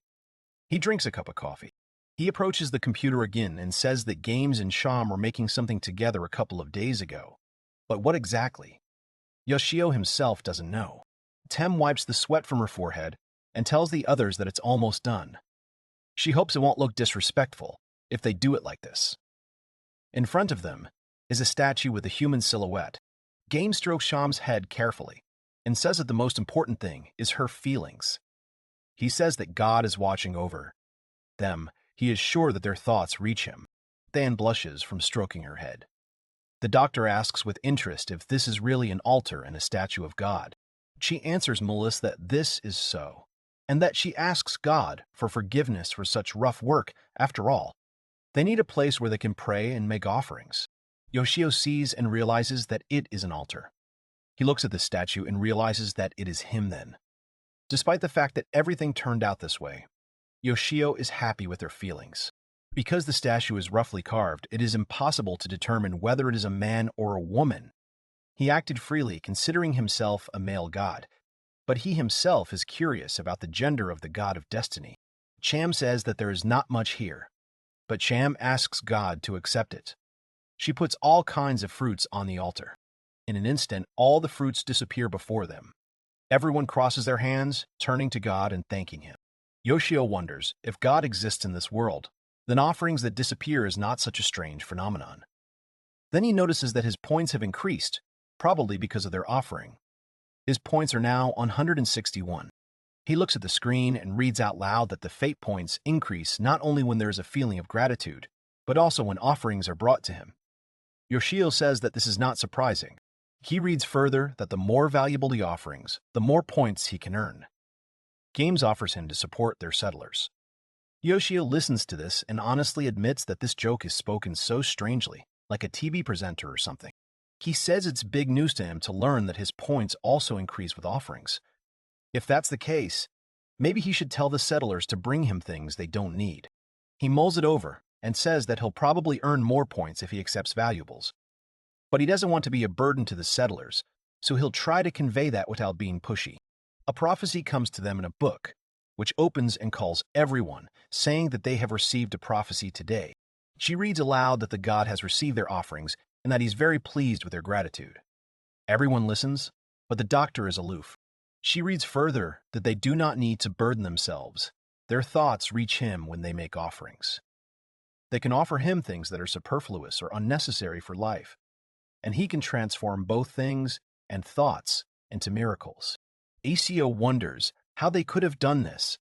His words, even if he was modest, did it seem to them that he was begging? Rodi shouts, "What modesty?" Gaim says with a smile that he cares about them. Yoshio says that they are so sincere, he even worries a little about the settlers. If this were happening in modern Japan, they would have been deceived by scammers or suspicious cults long ago, although he thinks they have already been deceived by a suspicious cult. The next day, Rodis asks Game to help him. He easily agrees. Yoshio wonders what is going on there. They lift the log. Rodis asks Games how he likes the log. Game says it will do. Thanks to Mulus, they don't have to worry about firewood. They bring this log to the altar, pray, the log disappears. Yoshio understands that this means that such large objects can be used as an offering. He wonders if they plan to make offerings every day after yesterday. Yoshio wonders if paying tribute to God is such a joyful event for them. Ishio's face darkens. Yoshio looks out the window and asks if it's really that long. He stretches out his hands and says that time flies when he plays Destiny Village. At this point, the mother calls out to her son, Yoshio, and tells him that a package has been delivered to him. Yoshio mutters to himself that she could have just left it outside. He thinks she is being rather impatient. He walks down the stairs and wonders if he has won something again. His mother hands him the box and tells him to hold it. He sees the sign and the inscriptions. He screams in shock. Is this really the Village of Fate? He panics. Has he really received a gift from the virtual world? He starts denying everything. He turns away sharply and says that if it's the Village of Fate, he must have applied for some kind of competition. Logically, it must be a package from a gaming company. He should have considered that they might send something else. He asks again under his breath. Maybe some reference materials or instructions that they forgot to send. He exhales. He thinks he is worried about a small thing. Then the mother puts the box down, opens it and starts rummaging around, asking him what he's muttering about. He screams in panic that he can't open it without permission. She opens the box, the very same fruits that the heroes brought as an offering to the altar. The mother asks if these are really fruits. She thinks that they look strange. They look like pears but red like apples. She has never seen such fruits. Yoshio stands in shock with his mouth open, remembering all the episodes where they brought fruits, how Carol ate these fruits with great appetite. He says that this can't be. The mother hands him one fruit and asks if he really won these exotic fruits somewhere. She is also surprised and suggests saving it for dessert later. He awkwardly agrees. The mother leaves, leaving Yoshio with one fruit in his hand, a sad face. He sniffs it, and then says that it is almost like an apple, only with a faint citrus scent. He examines the fruit from all sides and says that it is not artificial. He remembers that when they ate these fruits, they seemed delicious to them. He opens his mouth, takes a big bite, and drowns in pleasure because it's delicious. He shouts that it's delicious. He wonders out loud if this is just the way the creators do it. He wonders if they really wanted to surprise him. He walks down the hallway, takes bites, and says that it's probably just new to the Japanese. It must be a common fruit from overseas. He says that in any case, he received very tasty fruits, so he has no complaints at all. Morning comes, the sun shines. Yoshio is already sitting at the computer and remembers something. He says that he should thank the settlers for yesterday. He speaks out loud as he types. He thanks them for continuing to bring gifts. God can live without food but enjoys it, but let them not force themselves. Dan reads the prophecy while everyone else prays with their fingers crossed. She quotes it, saying that food is very important to them. If they have nothing extra, he will be pleased with other gifts besides food. Also, there is no need to make daily offerings. They should think of themselves first. Yoshio thinks that sounds good. Yoshio smiles and says that once he gets enough points, he will immediately receive a golem and it will definitely help everyone. Yoshio sees that Kem is cleaning the statue, wiping the dust with a rag with great care and love. Suddenly, someone calls Yoshio in a panic. He turns to the door. His mother asks him to come down quickly for a second. He leaves the room and asks what happened. He senses and understands that she seems to be angry. His mother shouts at him, asking what he will do with this. Yoshio, completely perplexed, goes out and sees a huge log in front of the house, with a sheet of paper with the delivery date glued to it. He remembers Sem cleaning the statue and the altar carelessly, singing along to something. Then Yoshio realizes that this thing has gone too far. He stands there in complete shock and doesn't know what to do. Yoshio sighs as he drags the log along with a rope. He calls it a heavy thing. He never thought wood could be that heavy. Yoshio's mother comes out of the house and screams at Yoshio in horror when she sees the log. She asks him what he's going to do with it. Yoshio hesitates. He replies that he'll move it to the garden for now. Mom goes into the house, grumbling that with Yoshio's physical training, this is all he has to do. Yoshio indignantly agrees with her. He stands in the yard of the house, looks at the log, wipes his forehead, and sighs in confusion. Yoshio reflects on how Gimes and Rodis were doing hard work. He says that he wrote a prophecy that said to start by cutting down trees, without really thinking about it. Even if it's game design, he can't take it seriously at all. Yoshio angrily says he'll file a complaint against the game company. Yoshio is puzzled and reasons that these are all just events happening in the game. He can't believe that he was sent a real log. Yoshio sees a piece of paper that says Hokkaido on it. He wonders why they would go to so much trouble to send him something like this log from Hokkaido. As he climbs the stairs of the house, he examines the piece of paper, trying to find a contact phone number. Seeing that there is none, Yoshio looks for the address. Sitting down to figure it out at the computer, he sees that the address matches the sender's address. If you look at the map, this building is more or less. Even if you look for their address, there is absolutely no information about this company. Yoshio assumes that the game was developed elsewhere. He finds it hard to believe that such a small company produces games of such quality. Yoshio says he couldn't afford to travel to Hokkaido to confirm this, nor would he have the courage to do so. He is loudly indignant in his room, not realizing how secretive this company is. He's wondering what to do with the log. The next day, a delivery arrives for Yoshio. He looks at the package he was given, puzzled, and realizes it's a thermal container. He brings the container into the house and opens it, amazed at what he sees. He curses, shouting that this time they really did it. He says that now he has fresh meat. Yoshio says he had a bad feeling about this one. Yoshio recalls how Games killed a boar-like monster in the game and assumes that he was sent monster meat. In the game, Games comes home with a dead monster in his hands.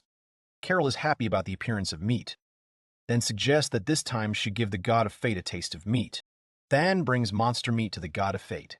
Yoshio watches the game with horror. He thinks it's all a joke. Yoshio's mother comes up to him and calls out to him. Yoshio frantically thinks about how to explain everything to his mother. His mother asks him indignantly if he is spending money on something dubious. She is worried about the recent fruits in the log. Yoshio replied that there is a place on the internet where ideas for how to revive villages are accepted, and his idea was accepted. So now he talks to the settlers, and they send him local products from time to time as a gift. Yoshio thought that he had not really lied to his mother, since he was really sending prophecies to help the village come back to life. His mother believed him and was very happy, saying that it was wonderful. Yoshio showed his mother the container, saying that it looked like the meat of a wild boar that the villagers had hunted. He gave it to his mother, saying that she could cook it. Mom asked in surprise. She was wondering how she should cook the meat. Yoshio tried to calm himself down, reasoning that it was definitely wild boar meat called monster meat. He doubted whether it was safe.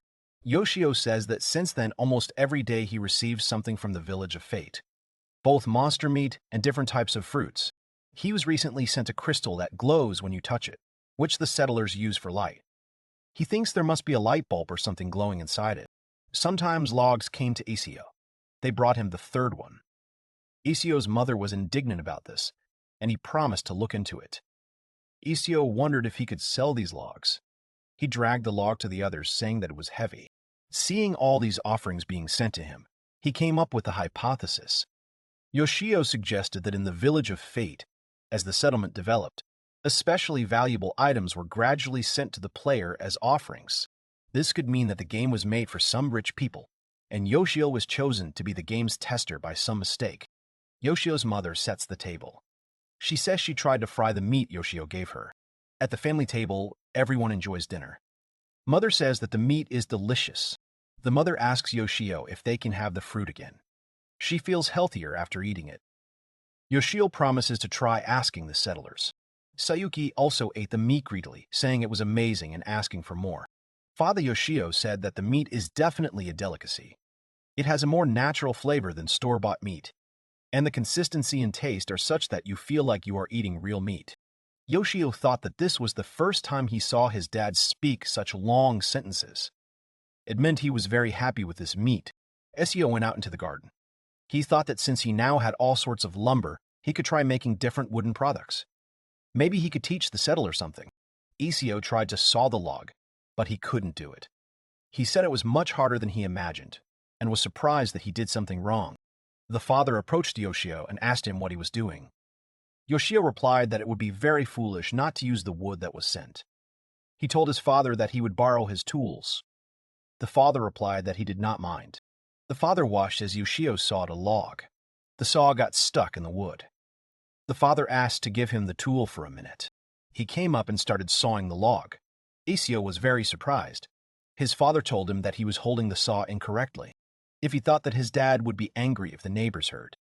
He knows that his father always tries to avoid embarrassment. Despite how it looks, they are still a family. From that moment on, his father began to give Yoshio advice. And last weekend they made planks from logs together to repair the fence in the garden. Mom taught Yoshio how to cook many times. He wondered if he could teach the settlers how to cook meat. Yoshio learned to cook for himself to some extent, and dining with the settlers became part of the daily routine. He said that their meat offerings were very tasty. Yoshio is thinking about his little sister. Sayuki comes into the house while Yoshio is rummaging through the refrigerator. Yoshio turns around and haltingly greets her. Sayuki turns around and haltingly greets her. Sayuki is surprised and says that she is glad to be back. Yoshio says that the reason he started talking to his family so much is because of the Village of Fate. He thinks he doesn't even know whether he is helping the settlers or whether they are helping him. There's only one thing that bothers him. He's watching the game where the settlers are talking about the fence that surrounds their cave. Games and Sham are standing by a fence made of logs with sharp tips. Sham asks, since monsters can't jump over the fence, what does he think about that? Games tells her not to worry, as long as they can stop them for even a second. Then even if they jump over the fence, he or Mulus can kill them. Games says that the problem is the number of monsters, if it ends like last time. He changes his mind and says that there is no need to worry about it yet. He turns away and calls for Cham to follow him, so that they can now go inside. Yoshio thinks that because of this, they seem more confident in their defense now. However, recently the settlers have started to behave strangely. At first glance, everything looks like they are leading a peaceful and stable life. Although they should not have any worries, they seem a little worried, although they pretend to be calm. Yoshio thinks that even their daily conversations sound ridiculous. Or, how to say it, they are somehow boring. Everyone inhales when they look at this wooden calendar. He wonders if something special will happen on the day in question. They are all sitting at the table. Little Carol asks them worriedly why they are all so gloomy. Her parents look around, the other two are silent. Leela hugs her husband and says that everything is fine with her mom and dad. They are both like eternally loving doves. Carol says that can't be, because everyone tenses and sighs every time they look at the calendar. They look around again, and Games nods to Rhodes, giving the signal. Rhoda strokes the baby's head and says that they just didn't want her to worry. He asks if she remembers what they kept saying since they arrived in a village. Namely, that they would never leave the house on the last day of the month and instead rush to bed. Carol replies that she remembers, and that he said that they should never leave the village, and she didn't, because the adults' faces would become so scary and they would get angry easily. He says that it was meant to protect the children. He asks her if she knows about the calendar in this world. She replies that she knows, and that each month, one of the 7 gods is responsible for the world. She asks if this is what he is talking about. It includes the gods of the moon, fire, water, nature, light, rum, and earth. Yoshio thinks that they have some kind of worldview. He thinks it's important, so he decides to write this information down. Rhoda says that Carol is a good girl. She remembers everything well. Carol asks, there are so many gods. Why then are there only 7 of them? And there are 12 months in a year, so there are 5 gods missing. Rhodey says that she is well informed. He tells that originally the 7 gods were responsible only for the week. Yoshio understands this. So the 5 days of the week in their world exist according to this system. Rhoda says that the gods, who took turns replacing each other every day, are the most revered and are considered the most important in this world. These gods had many smaller gods under them. The god of fate, who watches over them, is one of them. Yoshio realizes that he is one of the gods who obeys one of the seven. Now he begins to understand his purpose a little better. He says that at the very beginning, these 7 days could be repeated continuously. But there were conflicts with other gods. There was a large-scale battle. The first month was ravaged by icy winds, and by the 120th day, the god of nature became dominant. On the 182nd day, the water god and the thunder goddess clashed in a fierce battle, and then on the 243rd day, the fire goddess was overcome with rage. It took God 365 days to stop the battle. Not only Carol, but everyone else is listening here. Thus, the faction of gods that won the battle began to rule this world. These gods became responsible for the 7 days and the periods when they were successful. They are the 7 main gods. Carol asks worriedly what happened to the gods who lost. Rodis tensely says that this is a very important part of the legend. He says that those gods who lost were recognized as evil gods and driven into the depths of the earth. Even now, they continue to accumulate their power, and once a month they try to reappear in this world and lend their power to monsters. And all this happens on the last day of the month, which is called the temptation of the evil gods. Than says, therefore it is dangerous to go outside on the last day of the month, since on this day the power of monsters increases, making them ferocious. Yoshio realizes that's why everyone is so tense. Because of the upcoming event of the temptation of the evil gods, they were on guard. If he checks the calendar in the cave, it looks like the number of days matches the number in their world's calendar. Today is November 20th. November has 30 days, which means there are 10 days left. Night is falling. Yoshio sits at the computer and says that with the amount of fate points he has now, he will hardly be able to protect the settlers in any way. He looks at his watch and says that it is already so late. But he notices Rodis sitting alone at the table and thinking about something with anxiety. Yoshio is surprised, because it is rare to see him up at such a late hour. He sees Leela approaching Rodis and addressing him lovingly. She is dressed in her nightclothes and asks him what is wrong. She has noticed that he has not been sleeping lately. Rodis sighs heavily and, clutching his head, says that this temptation of the evil gods still cannot get out of his head. He says they were lucky no one touched them at the time, but considering the possibility of an attack by monsters of the same caliber, he begins to say in a trembling voice that he can't stop worrying that this time he might lose his family. Leela hugs him worriedly and calls him darling, unable to find other words. Isio sees all this. Yoshio himself is tense, sweat pouring down his face, and wonders what happened on the previous day of the temptation of the evil spirits to make Rodis so worried. Rodis and Leela sit at the table in despair. A picture opens before them, that is, memories of the day when the houses in the village were destroyed, and destroyed by a huge fire. About 3 weeks ago, when Carol wakes up and yawns after a deep and sweet sleep, she wonders where Mom and Dad are. She gets up and sits in front of the mirror. She tidies her hair, looks at herself with admiration, and says how charming she is. On her bed lies a book about a fairy tale about a prince and a princess. Rodis and Leela are sitting in the kitchen. Dad is drinking tea, and Mom is standing at the stove. She happily wishes them good morning. Rodis also wishes her good morning. Leela says that she is finally awake. She addresses her daughter as a sleeping princess and asks if she would please go and wash her face. Carol giggles, says she understands, and runs outside. They approach the well. She washes herself with a basin next to the well. She exclaims that the cool water is so refreshing. She looks at her wet hands and says that she forgot to bring a towel. Water is dripping off her hands. She strokes her hair with these wet hands and says that she needs to tidy up her hair because Carol is a good girl. Comes up to her and asks if she just got up. Carol gets up and turns to Than, to the older sister. She asks her where her older brother, Games, is. She reluctantly replies that she has been a little worried lately, but her older brother is guarding the entrance to the village. Tem yawns, stretches, and says that if her older brother isn't here, she doesn't care.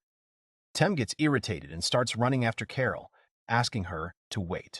Carol enters the house, pleased, and goes to the table. Leela says that it seems to be Than's voice, and she playfully replies that she doesn't know. She takes a bite of bread and says it's time to feast. Leela and Rodis are touched by their daughter. Carol says the food was delicious. She goes out and says she'll be back soon. Leela asks to wait, and where she is going. She answers that she is going to see her older brother, Games. Mother screams that she can't go today because on this day, Carol closes the door and runs away. There aren't many people on the street. Everyone is busy. One person turns to him and says that no matter how he looks at her, she is full of energy. Carol says good morning and that the weather is wonderful today. The seller tells her that he has plenty of delicious fruit, let her take some. Carol says it would be nice if she had them for breakfast today. He asks if Rhodus and Leela are home. She runs away screaming that she thinks they are still there. She approaches the fences and notices that the wall is as big as usual. She notices something and goes. She sees Gimes and screams that she found him. She hugs him while a crowd of armored warriors stands around them. Gimes picks her up and tells her sternly that she shouldn't go outside today. She comes down and doesn't understand why. He explains that today is a special day. He tells her to look around. There is no other child on the street except her. She sees this and says that he is right. All the warriors look at them sullenly. Carol asks if this wall was built by the older brother Gimes and other people. He answers that it is not so. He says that several decades ago there was a large-scale war here, and this place was used as one of the fortresses. After the war, with their eyes on these strong walls, the fugitives settled and prospered in this city. Carol says she doesn't quite understand, but she asks, "These walls protect everyone from any enemies." He confirms this, then. Someone sternly calls her.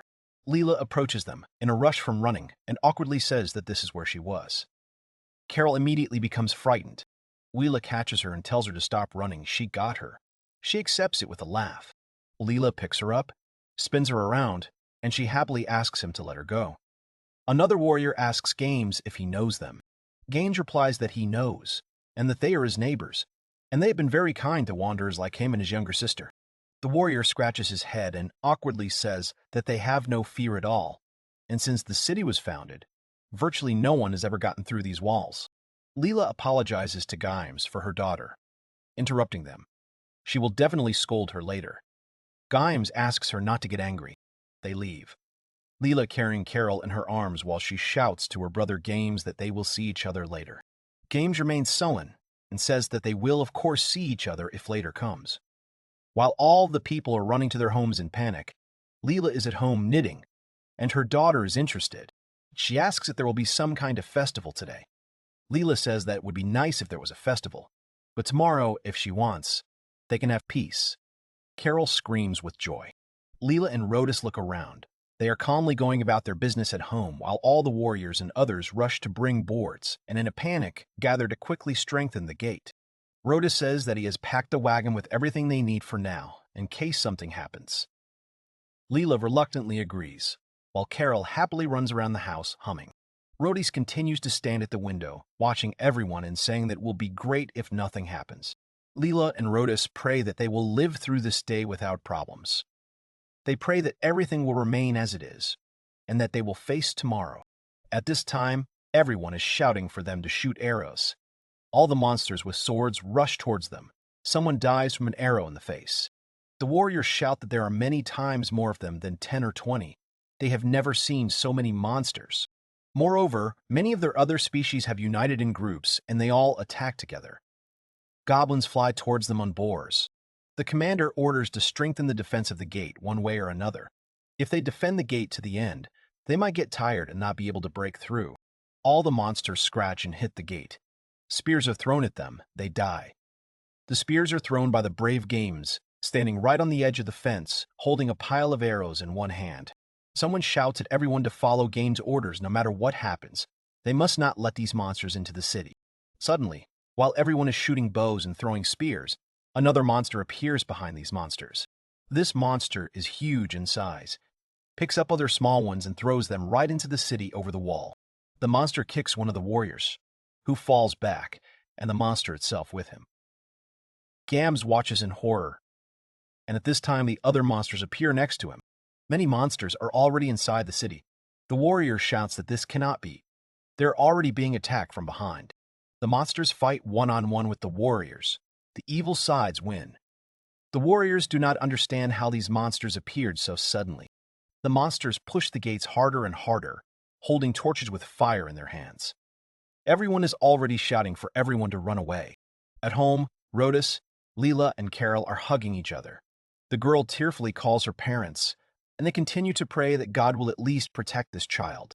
Then someone knocks on the door and then breaks it down. There are Games and Chom standing in front of them. He asks how they are, if they are okay. Rhoda says he seems okay. Leela says more importantly. The two of them aren't hurt. Games tells them not to worry because it's enemy blood, and his sister has the blood of people she treated. Rhodis asks him what is going on outside, how the battle is going. Then asks his brother to let her patch him up. She starts to heal him. Games says that things are not going well, then says that now is not the time to smooth things over. He finally says that the situation is hopeless. The faces of Rhodis and Leela are filled with fear and despair. He says that hordes of monsters broke through the gates and captured the city. Most of the defenders died. Games, believing that he could at least get them and his little sister out, shamefully left the battlefield. He says that unfortunately they have lost the city, so they must flee from here immediately. Rhodis and Leela look at each other in complete despair. However, here Rhodis suddenly stands up and says that he understands and that they already have a van prepared, and they also just loaded a few boxes of supplies into it just in case, so they are ready to go. They all get out. Games stands guard with his sword while everyone gets into the wagon. Leela lifts Carol up to Chom, who is already inside, while Rhodis harnesses the horse. Rhodis tells Games that the carriage is ready to leave. They are distracted when a monster with an axe appears next to them. And there are two monsters, both of them armed. Rhodis says in fear that they found them. Games tells him to get in the cart, and he will quickly deal with them. Games goes to attack. The monster runs away from the blow and then attacks him. Games dodges, and when the monster turns its back to him, he cuts it. Games shouts to Rhodes that they need to go already. She takes the front seat to Rhodes. They gallop at high speed along the city street. Inside the cart, there are girls sitting. The mother is hugging her child. Carol is pressed against her mother, and Kem is sitting and continuing to pray. Games shouts that the gates are not working. A section of the wall in the northwest of the city was destroyed. They can try to slip through there. Rhodis agrees with him, looks ahead and freezes in horror. He sees burning houses, monsters killing people, someone feeding on a corpse, and all the barely alive people asking for help. Rhodis wants to puke.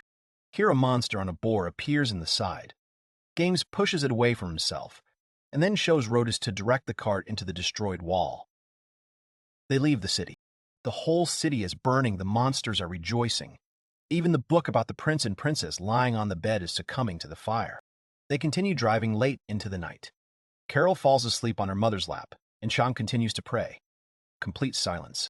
Carol asks to tell her mother if they can ever go home. She turns to them with a surprised face, like her mother's.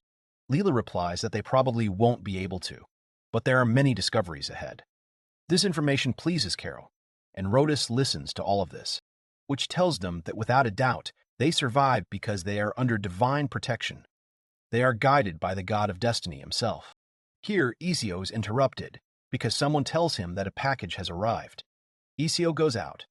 The courier asks for a signature or a stamp. Yoshio prefers a signature. Men are training near the fence. Games tells Rhodes that such a lunge will not even hurt the monster. He calmly accepts the comments and criticism, and then continues to work, holding the spear in his hands. Games looks at him carefully. Meanwhile, Yoshio watches them both. Rhodis exhales and can barely stand on his feet. Games tells him that he doesn't think fighting is his thing. Games tells him to leave the front lines to him and Molus, and when the time comes, let him help them cover the rear. Rhodis stands up in despair and says that he thought the more people there were, the better. But it seems he doesn't belong here. He apologizes for wasting his time, and Games says it's okay. Yoshio watches and thinks that Games is very straightforward. Later, he sees everyone gather at the table and start eating. Only Rhodis sits with a sad face. Layla approaches Games and says that they are running low on fruit, so if he finds any while on patrol, could he please bring some back? Games agrees without any problem. Here, Carol raises her hand and shouts that in that case, she will go with him and help. Rhodis listens to her attentively. Carol starts saying that she hasn't been able to go outside since they came into this cave. Rhodis indignantly says that he already told her that when that day comes, the monsters become cruel, and it is more dangerous to be outside than usual. Carol says that nothing will happen to him if his older brother, Games, is around. Rhodis tries to dissuade her.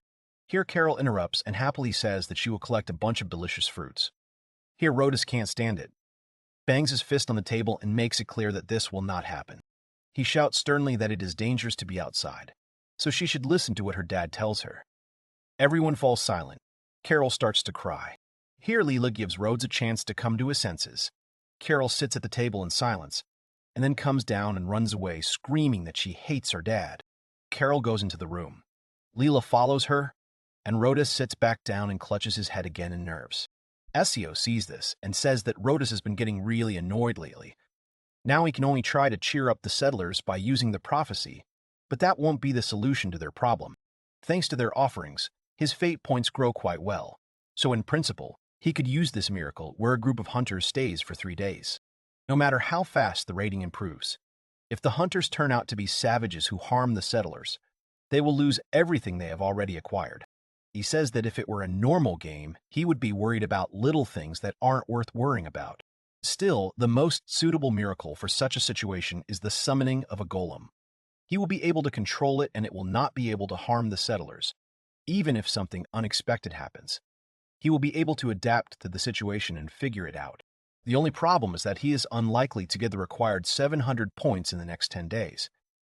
He thinks he might ask his parents to lend him some money. He imagines that if he said he had to borrow money because he wanted to spend it on a game, that same day he would have been thrown out of the house, and he would never have been able to explain himself. Borrowing money from his younger sister would have been even more impossible. He thinks that if he sells the offerings he received from the settlers, first of all, can he sell them at all? They are quite suspicious, and he's not sure that within 10 days he will be able to sell them and get money for them. He sighs heavily and begins to realize that he seems to be at a dead end. He looks up and finally realizes that there is one way out. He starts searching for a part-time job on the internet. He understands that this is the easiest solution for people, but he has never worked before.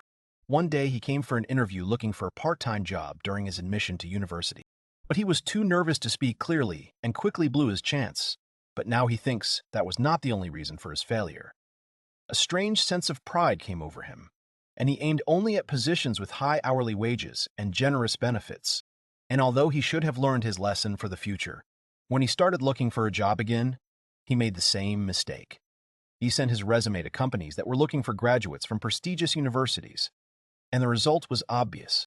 His father could no longer turn a blind eye to this, so he used his connections to recommend him to several companies, and yet he did something that brought shame on his father.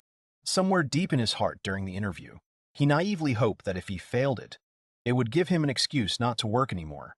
Well, at least that's what he thought it would be. 10 years have passed. He doesn't care that it's a part-time job. He decided to try to work, of course. He thought about finding a job many times, but he was scared. He knows he's pathetic and old enough to be smarter. He just became spoiled and scared. He thinks that when he puts in the effort and gets rejected, he doesn't want anyone to be disappointed in him anymore. He keeps searching online for a job, if you think about it. He's trying to find a game job. He wonders if people will laugh at him for it.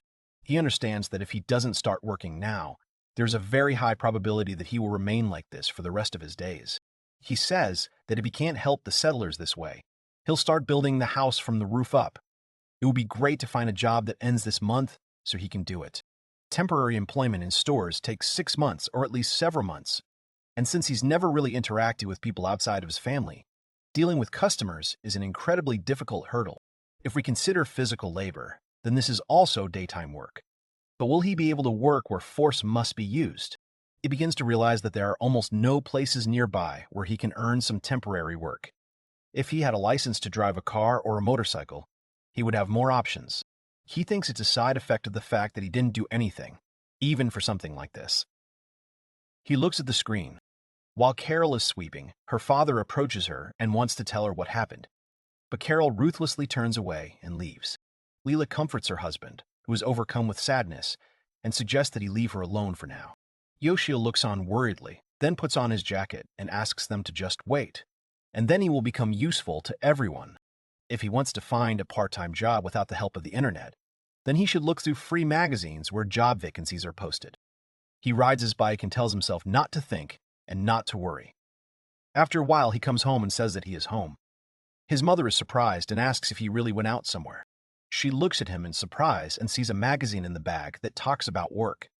She smiles widely and greets him more kindly at home, which surprises Yoshio. He sits down at the computer, reads the small headlines of magazines, then his mother shouts that dinner is ready. He goes downstairs. Everyone is sitting at the table. The sister, the mother, and the father himself. The sister has turned her head to the side. The father is sitting in complete silence. Only the mother is happy to see him. This whole situation surprises Yoshio. Yoshio asks his sister in surprise if she really came back, and she asks him if she really wasn't supposed to come back. Yoshio says that it is not so and that she is doing well at work. He tells her welcome home. She is surprised and awkwardly only says that she is home, sitting at the table. They all eat in complete silence. Sayuki asks her mother if something good happened, but the food just looks more festive than usual. Then the mother asks if she didn't know. She says that Isio is going to find a job. Then the son chokes on his food. His sister smiles and says that he finally has motivation. Yoshio says that for now he only plans to find a part-time job. He just needs money now. The father begins to say that it doesn't matter why he is looking for a job, because the fact that he has aspirations is already good. Yoshio is surprised.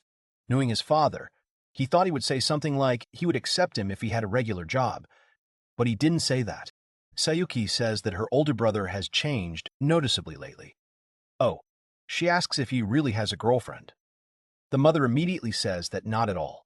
Yoshio does not look like someone who is popular. Yoshio does not understand why his mother answered for him. Here, Yoshio notices and wonders if his sister just called him Big Brother. His father asks if it has anything to do with the settlement that sends them things. Yoshio thinks his father is smart. He replies that it is connected. He is helping to restore their settlement. It would be wrong to just receive gifts from them, so he decided to repay them for this, even if it is a small amount. Sayuki asks what they are talking about. What settlement restoration? It seems she is the only one who doesn't know about it. Her mother tells her that it is not very polite to talk with your mouth full. Her mother will tell her everything, but she suggests that she eat first, before the food gets cold. Later, while Yoshio was sitting on the porch, his father suddenly came up to him and asked if he had found a job yet. He replies that he has found only a few potential vacancies so far and will call employers tomorrow morning. The father asks if he is right when he says that this is a part-time job. He confirms this and says that at the end of the month, the settlers will have some important business. So from now until the end of the month, he can work at any time. The father, surprised, repeats his words about today and says that this is despite the fact that before this, he always lost all patience and said that he would do it tomorrow. Asio himself thought the same when he said this to himself. The father asks if there are any other requirements.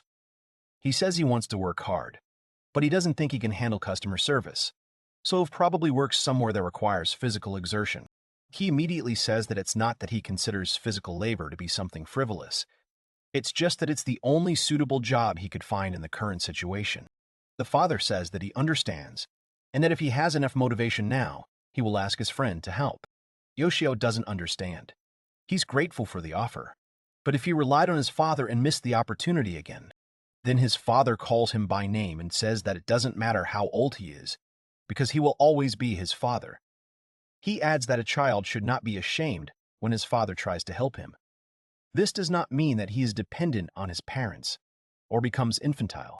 He tells his son that if he wants to achieve something, he must take advantage of any opportunities, even those that come from family.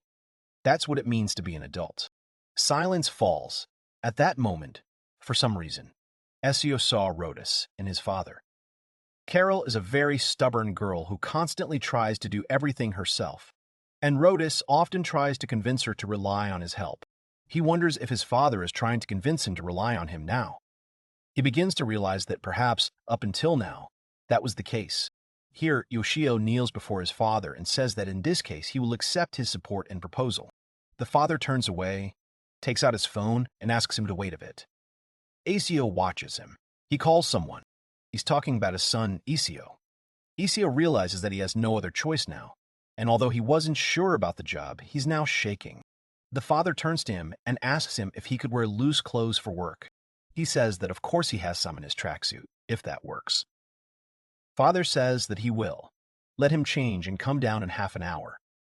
Yoshio gets worried and says that he hasn't written his resume yet.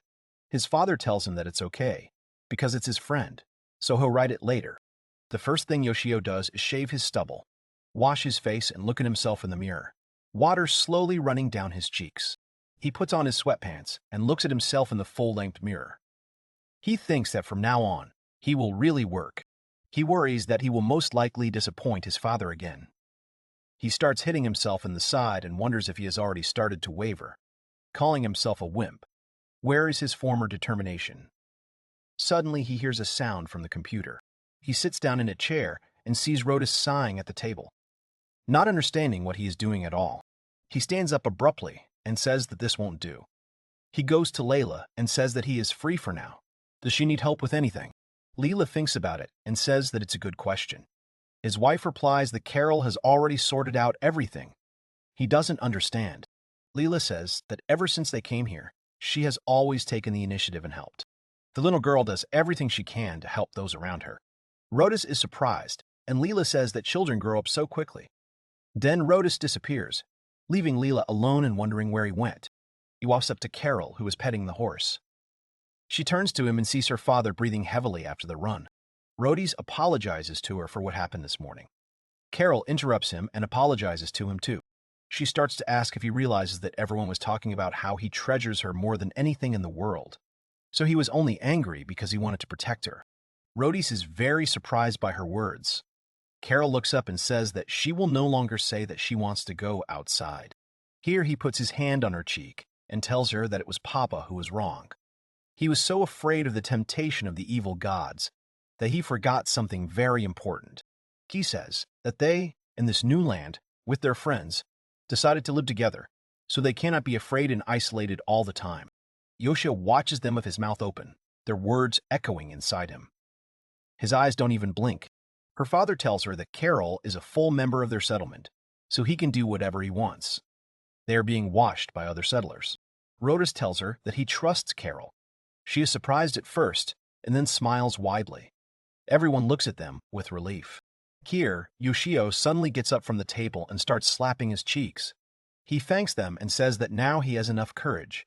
He tells his settlers not to be bored, and that he will be back soon. The computer remains on. Rhodis picks up Carol. Leela and the others admire the interaction.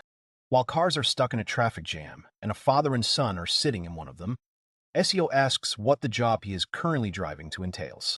The father replies that it's cleaning. Apparently, his market doesn't have enough cleaners for the night shift. One of his workers recently quit, so he can't wait for the new guy to take his place. They drive on. Now Yoshio has realized that this is cleaning. He wonders if this is the job for him. They drive up to the supermarket and are met by a cheerful and helpful man who says that they have already arrived.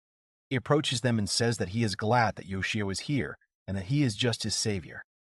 He pats Yoshio on the shoulder and says that he heard that he is a homebody.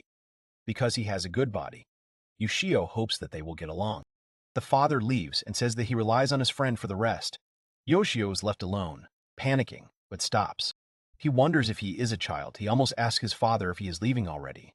After all, from now on he works here. The employer tells him not to be so nervous, just do what he is told. If there is something that he cannot do or does not understand, then he should ask for help either from him or from 2 local workers. Here a friend shouts to the workers that they have a new colleague, and that they should not bully him or give him any strange ideas. The girl smiles and says that they never do that. She asks Yoshio. He is only here for a short time. She is pleased to meet him. The guy says that Yoshio is tall, and since he is tall, cleaning lamps and other things will be easy for him.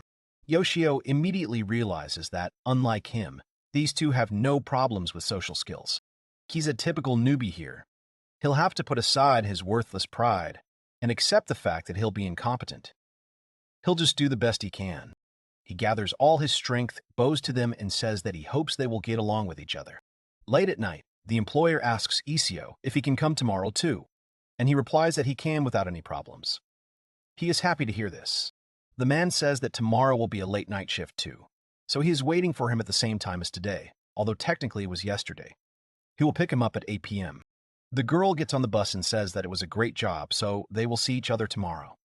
The guy also suggests that they get along tomorrow. The bus leaves. Yoshio smiles enters the house and quietly says that he is home.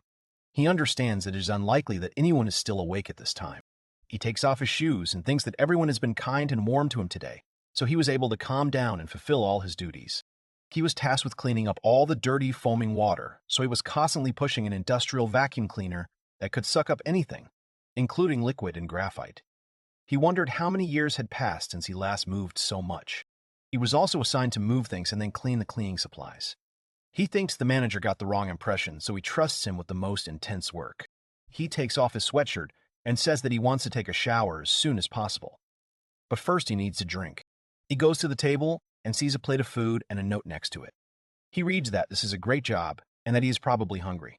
So he should eat. He immediately imagined his mother. He sits down at the table, eats rice with stuffing, and says that it is delicious. So the food he eats after hard work becomes so delicious. He finishes eating and thanks for the food. He begins to wonder what he was so afraid of when it came to work. He goes into the bathroom and is surprised. The bathroom is warm, hot water is ready, and the bathtub is clean. He thinks that it seems that his mother has not forgotten about him, has cleaned the bathtub and prepared it for him. He lies down in the bath and mentally thanks his mother. After a while, he sits down at the computer with the thought that he needs to go in and check how the settlers are doing. The street is clean. There is no one in the kitchen either. Everyone is sleeping. He says that it seems like everyone is already asleep. He says that it is only because of them that he has continued to persevere today. Watching them all work tirelessly every day has allowed him to give it his all too. He stretches a little, says that it's time for him to go to bed. Goes to bed and wishes everyone good night. In the morning, Yoshio wakes up with so much muscle pain. He gets up and says that his back is especially bad. He barely makes it down the stairs and says that he has work again today. Will everything be okay? His mother sees him and says that he seems to have woken up. She is going to heat up his food, so he should wait. Yoshio says that there is no need and that he can handle it himself. They sit down at the table. The mother asks how he is enjoying his work. He replies that everyone was kind to him and the work went smoothly. This evening he has another shift. The mother is happy and asks if it's true. He's giving it his all. Yoshio blushes and looks away. She asks him how his dinner was yesterday. He replies that it was very tasty, and then thanks her for the effort she put into preparing it. His mother asks him if he thinks he has become incredibly obedient. He gets up from the table, takes the dishes away, and thanks for the food. His mother says she almost forgot something. She says he got another package from the Village of Fate. He holds a small box in his hands and says that judging by the size of the package, it came from Carol. He opens it and sees a bunch of little things. Yoshio realizes that she put so much effort into sending this. The villagers believe that they can only bring him offerings once a day, but this is not true. In fact, they can bring up to 2 offerings a day. But Carol imitates the adults every day and sends him things at random, so the number of offerings from the settlers per day is effectively reduced to 1. Carol sends him stones of various shapes collected from the riverbank, small white flowers, and even shiny Dorodango mud balls. Lately, copying the statue of the god of fate that Games carved out of wood. Small, palm-sized figures that Carol carves out of blocks of wood and puts all her effort into it regularly come to him from her. Quantity leads to quality, so he looks forward to what she does. Watching her carve something with a knife in her hand still keeps him in suspense. She carves out wood and shouts happily that it's done. Yoshio smiles at the thought that it seems like he made something new today, too. Mulas is sitting at the table, just looking at the papers. Then Carol comes up and calls him. He turns to her, frightened. He leans over and asks what's the matter. She holds out the figure and asks what he sees in it. Mulus looks at it carefully, remembers the altar, and asks if this is really the god of destiny. She joyfully shouts that it is true. Yoshio puts the rocks on the shelf of the closet. To others, they look like useless junk. But to him and Carol, they are very valuable. On his shelf are all of her figurines. Well, they are sent to him from the game world. So he is not sure whether they are handmade by some employees of the game company or by the girl herself. Yoshio looks at his shelf and in response to his thoughts says that although he knows for sure that it is impossible, yet somewhere inside him, there's a guy who wants to continue to believe that these offerings were sent to Carol. No matter how ridiculous it seems to others. He yawns, lies down in bed and says that he just needs to get some sleep. It would be great if the muscle pain would subside even a little. He reflects before going to bed that he never realized that his mother would be so happy to see him working, and he is grateful that he can earn money by helping others. The employer tells Yoshio that, as far as he can see, he is already settled in. T awkwardly answers that, probably. He says that this is how it is, and there is no need to be so tense. He adds that, nevertheless, it is impossible to get used to everything in just 2 days. He laughs nervously and agrees with him. The man says that he sees that his staff is made up of good people. He points to the guy and says that he may seem pompous, but he is actually a hard worker. Of course, that's what Yoshio thought of him at first. He gave him the impression of being a pompous worker, as his manager said, but he is serious when he works and does his job quickly and skillfully. You can't judge a book by its cover. The manager says that the most important thing in work is to be diligent. This is the decisive factor, because if he remembers this, then he is a good worker. Yoshio thanks him. T says what a lively guy he is, and that it's good. Even though Yoshio knows he already said this when he hired him, he's still happy with his words. The guy yells at the manager to stop messing around with the new guy and let him get to work. He turns to Yoshio and tells him not to get too excited. It's best to work in moderation. The girl turns to the manager and says that if he's going to relax, he should increase their salaries and decrease his own. The manager sincerely apologizes and then remembers that he is the one who decides how much they get paid. Yoshio watches all this and says that this job is pretty good. He can probably give it his all here. He is so glad that this is the first place where he works. Yoshio is dropped off at his home, told that everyone did a good job. The manager waves to him before driving away. He enters the house thinking that there is a week left before the temptation of the evil gods. He will have to motivate himself for the sake of the villagers. He sits down at the computer. He says he has less time to log into the game, so he needs to look through his dialogue history for the day. He watches the dialogue between Cham and Games during lunch. Cham approaches his brother and asks if he is tired. Why doesn't he take a short break? Carol immediately appears and suggests that Games take a nap. It's so warm and nice outside today. Just wonderful weather. Then indignantly says that now she is talking to her older brother, so he shouldn't worry. Carol says that her older brother Games wants to sleep with her. Games listens tiredly to their arguments. He gets up and leaves, and both of them ask him to wait and where he's going. Even though Yoshio is just reading the text, he can picture the scene. Leela asks her husband what he is doing. Yoshio thinks that it seems to be a conversation between Rhodas and Leela. Rhoda says that Mulus is teaching him how to make antidote mixtures, although he cannot yet guarantee that they will be effective. He calmly says that he can't fight on the front lines like Games or Mulus, so he wondered if there was any other way he could help. Leela smiles and tells him how reliable he is. She hugs him tightly from behind, around the neck. He is surprised by her actions. Yoshio looks on and says that no one knows what the temptation of the evil gods will turn out to be. They live each day with optimism. He checks something and panics, not understanding what kind of chat it is. He only sees words that there is some suspicious activity related to them. Someone has no doubt that they are ordinary fugitives. Yoshio sees the words, but does not understand who is talking to whom. Someone agrees with the previous opinion and says that there is no great risk there, and that someone will return after observing a little more. If they take decisive action, they risk God's wrath. Someone's opinion remains unchanged. He believes that they should observe, not act. Someone agrees and understands the other. The one who sets foot on their holy land will know the justice of nature. Yoshio says that this can't be, which means someone has been a spy all this time, and that's Mulus. Yoshio yells that this means Mulus was a spy all along. He thought he would be a reliable doctor, but then this happened. Now he understands why he was treated as a guest character and not an ally. According to the logs, Mulus is a member of the tribe that lives in this forest and has been keeping a close eye on the settlers since his arrival. But Mulus knows that the villagers are blessed with the divine protection of the god of fate, so he does not intend to attack them directly. He thinks that it seems like the fact that they are under the protection of the god of fate helped. It can be considered that his existence played at least some role for the villagers, and this makes his heart happy. But if they can't count on Mulus's help in the fight, then only Games remains. Who will be able to fight the monsters during the temptation of the evil gods? He says that it is too late now, so tomorrow he will give a prophecy with a hint that he knows the true face of Mulus. He goes to bed and says that as soon as he gets up, he will need to give a warning so that Mulus changes his mind and doesn't do something strange. Morning comes. Everyone is sitting at the table and enjoying the food. Especially Mulus is eating calmly. Yoshio says that everyone seems to have gathered, so he drops his prophecy to them. The Bible glows again and attracts Kem's attention. She clears her throat and tells everyone that today's prophecy has appeared. Yoshio silently apologizes for interrupting them while they are eating, but it is an urgent matter.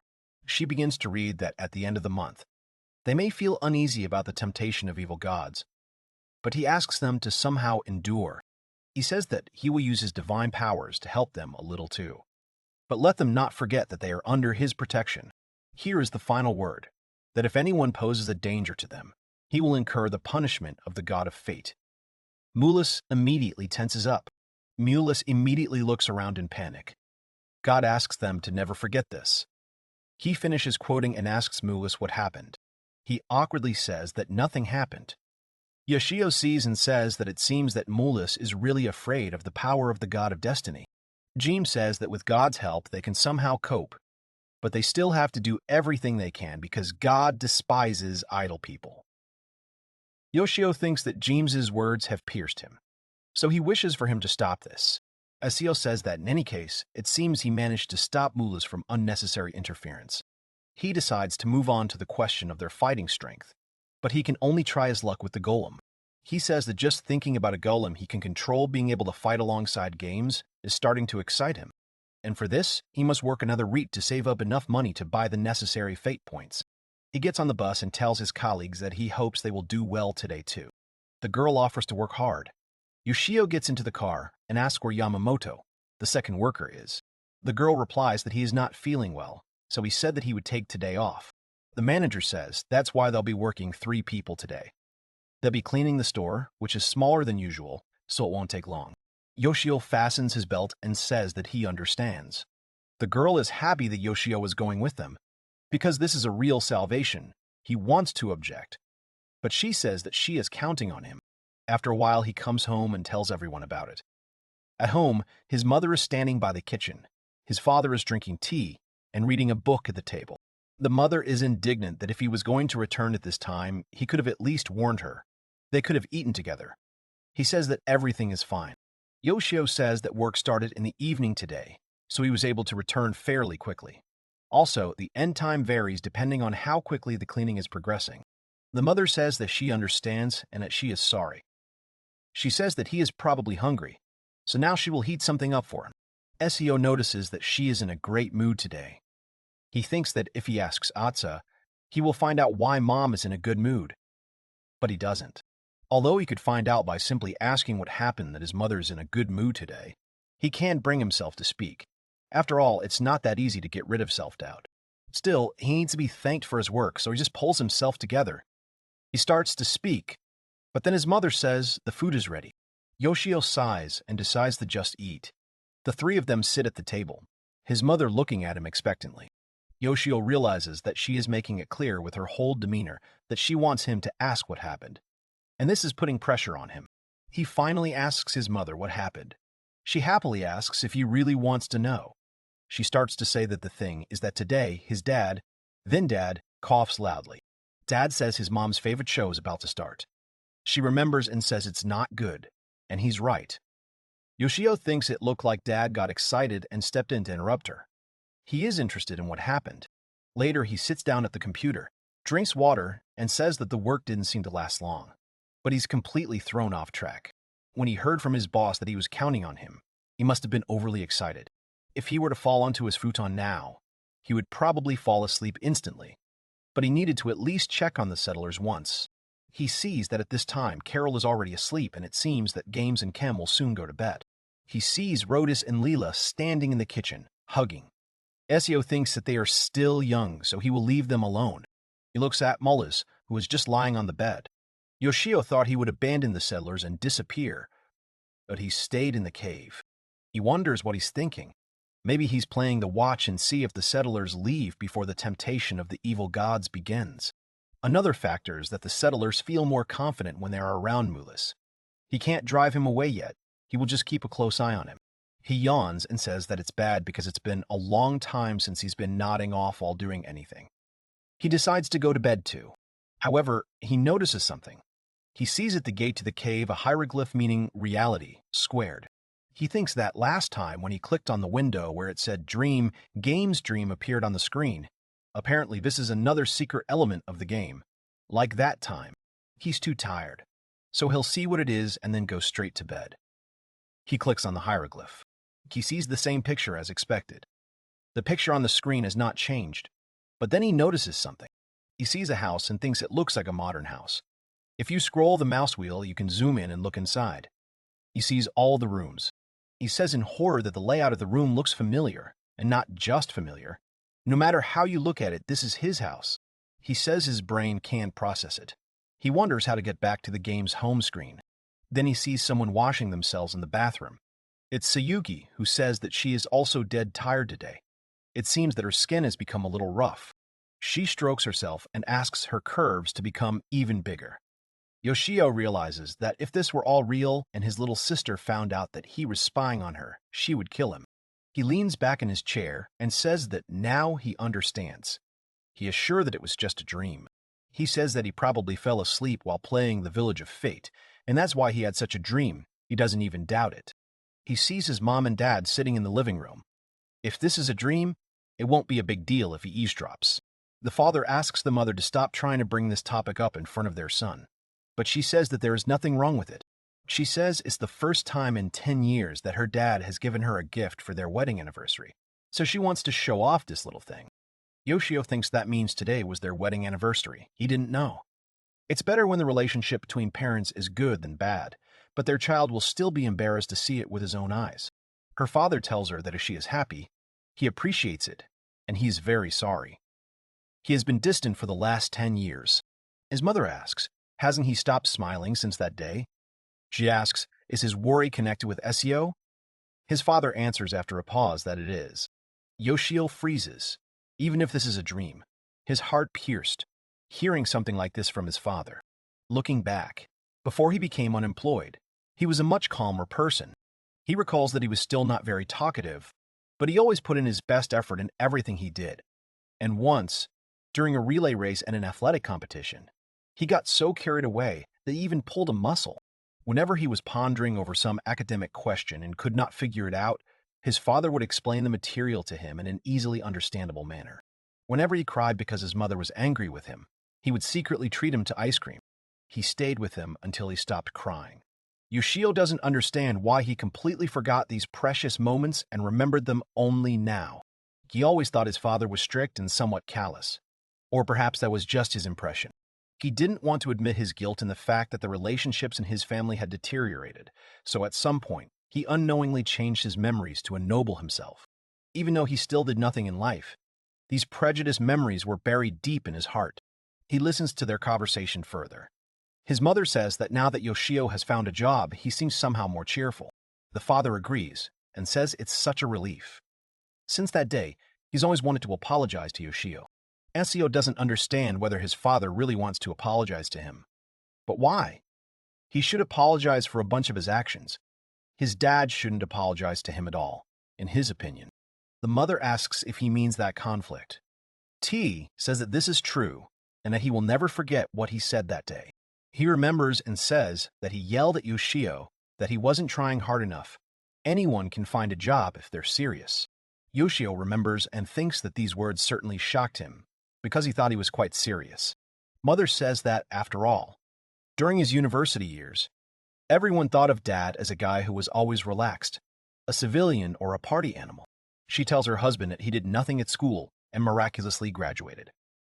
Yoshio thinks that this is the complete opposite of his stubborn father. Even if it is a dream, some strange plot it has. Father says that if the man of that time had not stayed in the past, he would have probably ended up even worse than Yoshio. At the time, the job situation was favorable, and it was the era when companies begged him to work for them. Yoshio was a more diligent student than he was, and did his best to find work, while he, the father, was always tormented by foolishness, overlooked his own shortcomings and admonished him, although he had no right to say such things. He begins to tremble. He says that he tried to be a father and yet thought that he lived honestly, bearing a great responsibility that is beyond his strength. He clasps his hands and says that he just got the impression that he did everything right, and he got it without any regret about his past. He thinks that he is an incredibly terrible person. He says that he never really studied. He was told that he could not become a real man if he did not study. He could not stand his mother, who forced him to study. So he decided not to bother the children about their studies. He thought he would remember it. He says that in the end, he was no different from that woman. Yoshio has a thought that this is not true.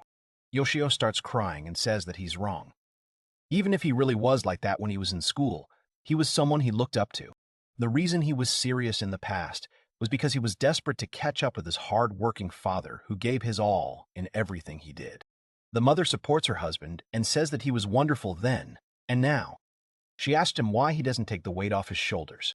She says that they are, of course, adults who have older children, but parents are just older people who have a little more experience than their children. When they become parents, it does not mean that they will always do the right thing. The father purses his lips and says that even when he was a child, he thought that adults and parents were people who always did the right thing and deserved respect. The mother says that she thought so too, so she suggests that they are both still growing. She says that just as Yoshio is trying his best to change, they should start changing from now on.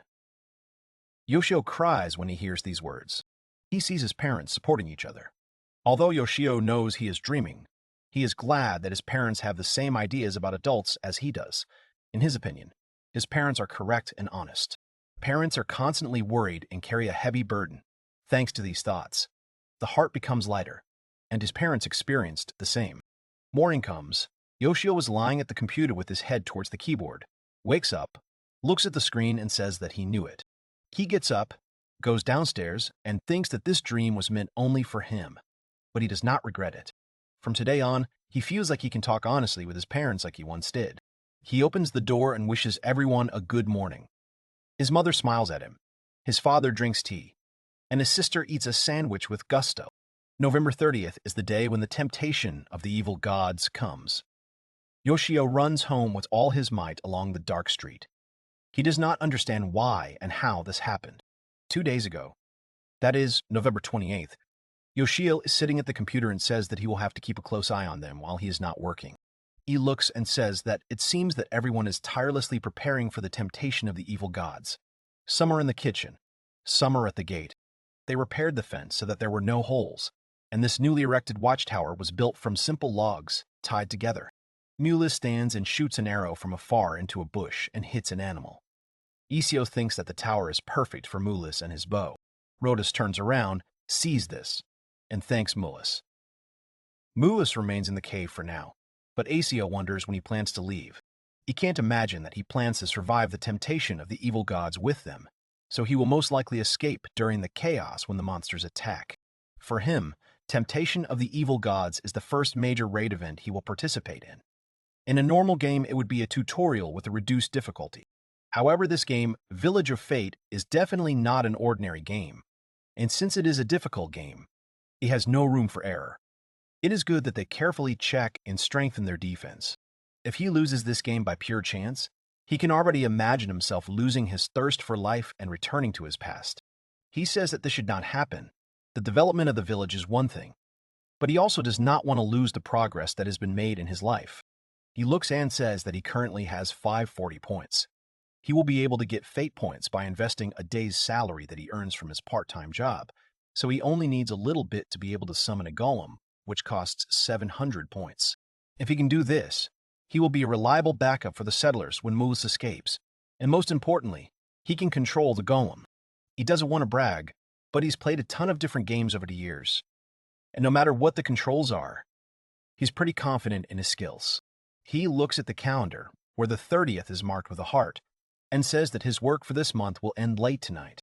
He says that tomorrow he will prepare for the temptation of the evil gods, so that he will be ready. Evening falls. Tam prays at the altar, and Games wipes his sword. Carol approaches him. She asks him worriedly if they will be okay no matter what happens. He replies that they have strengthened their defenses, so even if monsters appear, everything will be fine, so he shouldn't worry. She hugs him and tells him that if anything goes wrong, he should protect her. An angry Cham appears from behind. She screams that she is tired of telling her over and over again that he is not her older brother, Meme Sham. Carol gets even more irritated and says that her stepsister scares her. Tham says that in any case, they will return to the main question because it is serious. She asks if they can survive all this in their current situation.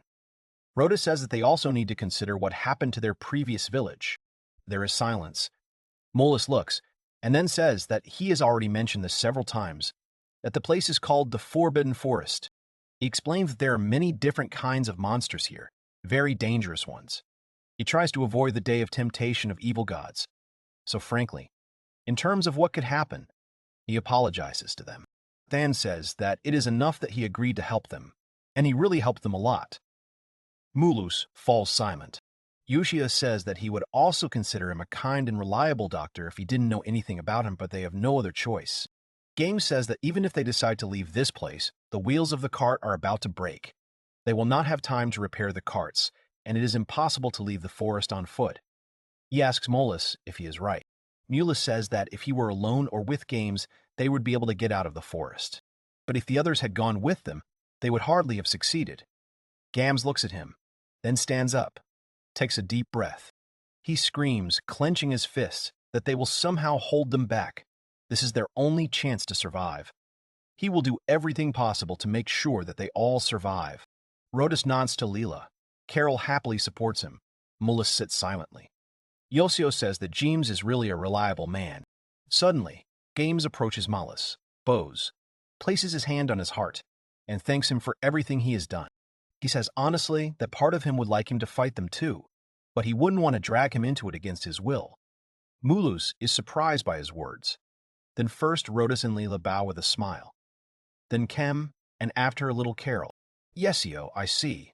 So everyone had this feeling that one day, the day would come when Mulus would leave the village. Mulus asked them to raise their heads. The truth is that he had to make the first move. He, of course, wants to help everyone, but he also has a family, and someone very important is waiting for him. He planned to leave this place tonight. He will give them some herbs, so let them use them when they see fit. Then Carol comes up to him and asks if he is really going to leave. He strokes her head and says he is very sorry. Carol starts to cry. She takes him by the hands and says that she will miss him, so let him come and play. He promises her this. Yoshio sees and thinks that he couldn't figure out what kind of person he was. But now he thinks that Mulus isn't such a bad guy. He watched them because it was his village's order. But that didn't mean he had to follow that order to the letter. He sighs, stretches, sees the time and quickly gets dressed because he has to go to work soon. He leaves and says that he will be back soon. Yoshio at work. Here he is pushing this huge vacuum cleaner, which can also suck up dirty liquid. At first it is light, since it is not yet accumulated liquid, but gradually it becomes heavier. His boss uses a cleaning device called a polisher to clean the floor. Misaki collects the liquid and he vacuums it all up, after which Yamamoto mops and waxes the floor. The boss announces a 10-minute break. Yoshio goes to the drink machine. He buys a bottle of drink. Yamamoto comes up to him and asks if he really likes milk tea. He also approaches the machine and says that maybe he should buy himself some warm tea too. Yoshio realizes that Yamamoto is talking to him, so he needs to say something back. Yoshio says that regular tea sounds good too. He thinks to himself that he couldn't come up with a better answer. Yamamoto says that they are of the same generation, so let him take it easy. He takes his drink. Yoshio says that he is older after all. Yamamoto says that it is true. It will be difficult to suddenly switch to you. Then he is looking forward to when he will be comfortable communicating with him informally. He says that he will try. Yamamoto says he can't even imagine trying to communicate informally. He looks at his phone, apologizes, and says he's been chatting away too long, completely forgot to play the free gacha. Yoshio thinks that this guy's a real gamer. He buys different console games, is an aspiring gamer, and visits cyber cafes every week. Yamamoto asks Yoshio if he plays any mobile games. He replies that he doesn't even have a smartphone. He was always at home, so he didn't need one. He says that he understands this, because if you can sit down at the computer at any time, then it's better to use it. After Yamamoto learned that he was sitting at home and not working anywhere, his attitude towards him did not change. He sighs and says that only rare ones fell out again. Moreover, it seemed that Yamamoto himself had been sitting at home all the time, and he talked about his past as if it was nothing, and that alone made a good impression on him. Yoshio asks if there have been any interesting games released recently. He immediately replies that he thought he would never ask. There is one game he is currently playing for hours. It has cool graphics. He asks what it is called. Yamamoto tries to remember, but the manager interrupts them and says that it's time to get back to work. The break is over. Yoshio never heard the name of the game. Anyway, he doesn't have time for other games because of the Village of Fate. They part ways. The manager says that Isio is free. The last 2 days of November. Next month, they will have a lot of cleaning requests due to the end of the year. He will probably let him help them again. He hopes that he can count on him. Yoshio thanks them and says that they did a good job too. He hopes that they will work together again. He sits down at the computer. It seems that Mullis has already left the cave. Various medicinal concoctions are left on the table, and next to the decoctions are notes, in which the effects of the decoctions and their dosage are described in detail. Isio smiles. He was a good guy after all. That's good. Mulus might come back the day after tomorrow, if the settlers survive. For some reason, he has a feeling he will. Or rather, he wants him to come back. November 29th, game stands by the fence. Everyone is worried about their own business, Fawn praying at the altar. Yoshio says that the atmosphere is a bit gloomy. He thinks that maybe he can help them somehow. It is very important to relieve their anxiety so that they can relax. He thinks to write something like God will give them a hand in case of need. The Bible glows, crying out that they have been given prophecy. So let everyone gather. She reads that they must be worried about the coming temptation of the evil gods. Let them not remember his protection. If real danger befalls them, he will lend them a helping hand. If he writes like this, then they will not rely too much on God. It will be great if they do not fall into despair and give up until the very end. Besides, thanks to this prophecy, when the golem appears, they will immediately understand that it is on their side. Thayan shouts that they have received the divine protection of the god of fate. Game says that they will not hang their heads. Rhodey says that if the god of destiny is watching over them, they will be fine. Layla tells him to stop being nervous and control himself. Carol yells that they still have their big brother, Games, so they will be fine. Yoshio leans back in his chair and says that one problem has been solved. He honestly admits that he wanted to try out the golem summoning. However, he is still unsure of how to control the golem and what its limitations are. So he must only activate it when a truly dangerous situation arises, which means he has nothing else to do today. He thinks he might sleep to prepare for a long night, but he doesn't feel like sleeping yet, so he decides to go get something to eat. He cooks fries the meat sent to him and eats the fruit for dessert. He eats and says how delicious it is. Moreover, since they started eating these scent products, his family's condition has improved dramatically. Someone calls him, he picks up the phone and says he's listening. His boss tells him he's so glad he's home. Yoshio asks if he did something wrong. The boss tells him that everything is fine, that is not the issue. He asks if he has any plans for today. They have unexpected work here, and they could use some extra hands. Yoshio reflects that he has some plans, but today he can only watch the settlers. Isio asks when the work will end. He already said that at the end of the month he will have an important matter, that is, exactly tomorrow. The boss says he remembers it very well. They plan to finish at 9 p.m. Definitely not later. Yoshio thinks it won't be a problem then. Yoshio says he'll start packing right away. The boss says he's his savior. He'll come pick him up, so he's counting on him. Yama took a day off again, so he's in his debt now. Yoshio wonders what happened to Yamamoto. He looks like a completely normal guy, so maybe he suddenly decided to relax with his friends or something. Even Yoshio sometimes wants to take a day off, especially when it comes to the Village of Fate. He thinks why not help him out, so that he can help him out later when he needs it, although it probably isn't that big of a favor to fill in for him for a day. At work, the boss tells another boss that he couldn't change the details of the contract right away as soon as he entered them, because after all, they're not doing charity work. The man apologizes and says that if it's possible. The girl tells Yoshio that from time to time, people like him come along and try to talk them into extending their cleaning time. Yoshio nervously looks at his watch. It's already 9:15. The boss tells him that he can go home. He has important things to deal with. He replies that he will continue working until they finish. He thinks that the three of them can handle it in an hour, so everything is under control. Already on November 30th, their car is stopped by a controller. He tells his boss that there was an accident ahead, so the road is closed. He apologizes for the inconvenience, but they will have to turn back. The time is 00:37. Yoshio realizes that the day of temptation of the evil gods has already arrived. The monsters are unlikely to invade immediately when this day arrives. He wonders what if the monsters have already invaded and are now killing the settlers. He tells the boss that they will have to make a detour to get to his house by car. So from here, he will walk. The boss apologizes for what happened today. Yoshio says it's nothing, don't worry. They say goodbye. He runs home in panic. He heard that bad luck breeds bad luck. Why of all the days is he so unlucky on this one? It's already 1:30 in the morning. He can barely breathe from constant running.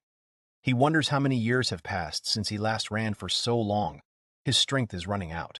He remembers his settlers and decides to run further, begging himself to get to them in time. Yoshio runs up, frantically inserts the key into the door, takes off his shoes, and climbs the stairs to his room. He comes in and immediately asks if everything is okay. He is breathing heavily. He breathes a sigh of relief. Little Carol is asleep. Everyone else is not. Yoshio sees that there is no sign of any monsters attacking. Kem, Game's little sister, lies and continues to pray. Yoshio recovers and says what a relief it is. Sayuki wakes up from the noise. Yoshio apologizes, explaining the urgency of the action. He promises to be quieter. Sayuki calmly goes back to bed. She continues to stand in front of him and look at him. She says that he is sweating heavily. He smells. He might catch a cold, and his work uniform is dirty. So why doesn't he take a shower? Yoshio says he'll see him later, hiding his gaze. Sayuki sees his behavior and says he's lying. Sayuki says that whenever he lies, he looks to the left. At this, Yoshio sighs. His sister, even as a child, somehow knew how to determine when he was lying. But it turns out that she knew about his lies. Sayuki says that lately he always leaves his computer on and does nothing but play this game. She asks what's going on. Maybe he has some kind of game event going on there. He asks how she knows. She says that if he is talking about the game, then her mother told her about it. She strictly forbade her to turn off the computer. Yoshio warned his mother about this in advance. Since she freely came into his room, he believes that it was then that she told his sister about the game. He wonders what to do. He was warned that if someone else finds out about the details of the game, he may lose the right to play it. Yoshio confirms that her words are true, specifying that the game is in development, and he is an alpha tester. Revealing the details could result in dismissal and a fine, so he asks to remain silent. Silence reigns. Yoshio is nervous. Sayuki hints at his trick, persuading him to take a shower. Realizing the pointlessness of the argument, Yoshio complies. He says he'll be back from the shower soon, so he asks her to keep an eye on his game in the meantime. He says that there is a very important event about to happen there, but he has not been warned when it will start, so she must keep her eyes on the monitor. Yoshio tells her to let him know right away if the characters start getting attacked by monsters. She obeys and asks if he really likes this game so much, so he should leave already. Yoshio changes his clothes, gets into the shower and says that a quick shower is just right. Then he imagines Sayuki telling him that he still smells bad and whether he really washed himself properly. The thought makes him squeeze out more shampoo and tell himself to wash faster. He comes in, apologizes, and thanks Sayuki for her help. He says the sweat smell is gone, so it's okay. Sayuki says it was a bit fast. He asks if anything happened in the game. She says nothing. Sayuki says that the characters haven't moved an inch, but she still thinks the graphics in this game are incredibly cool, almost like an interactive movie. Yoshio admires the game, noting the large investment the developers made. Sayuki suspects secrecy, noticing his posture. Indeed, she has studied his character very well. Yoshio says that there are things he hides, but that doesn't mean he hides anything bad, and that's the truth. Sayuki asks if he can't tell her or even their family about this. He replies that he can't yet.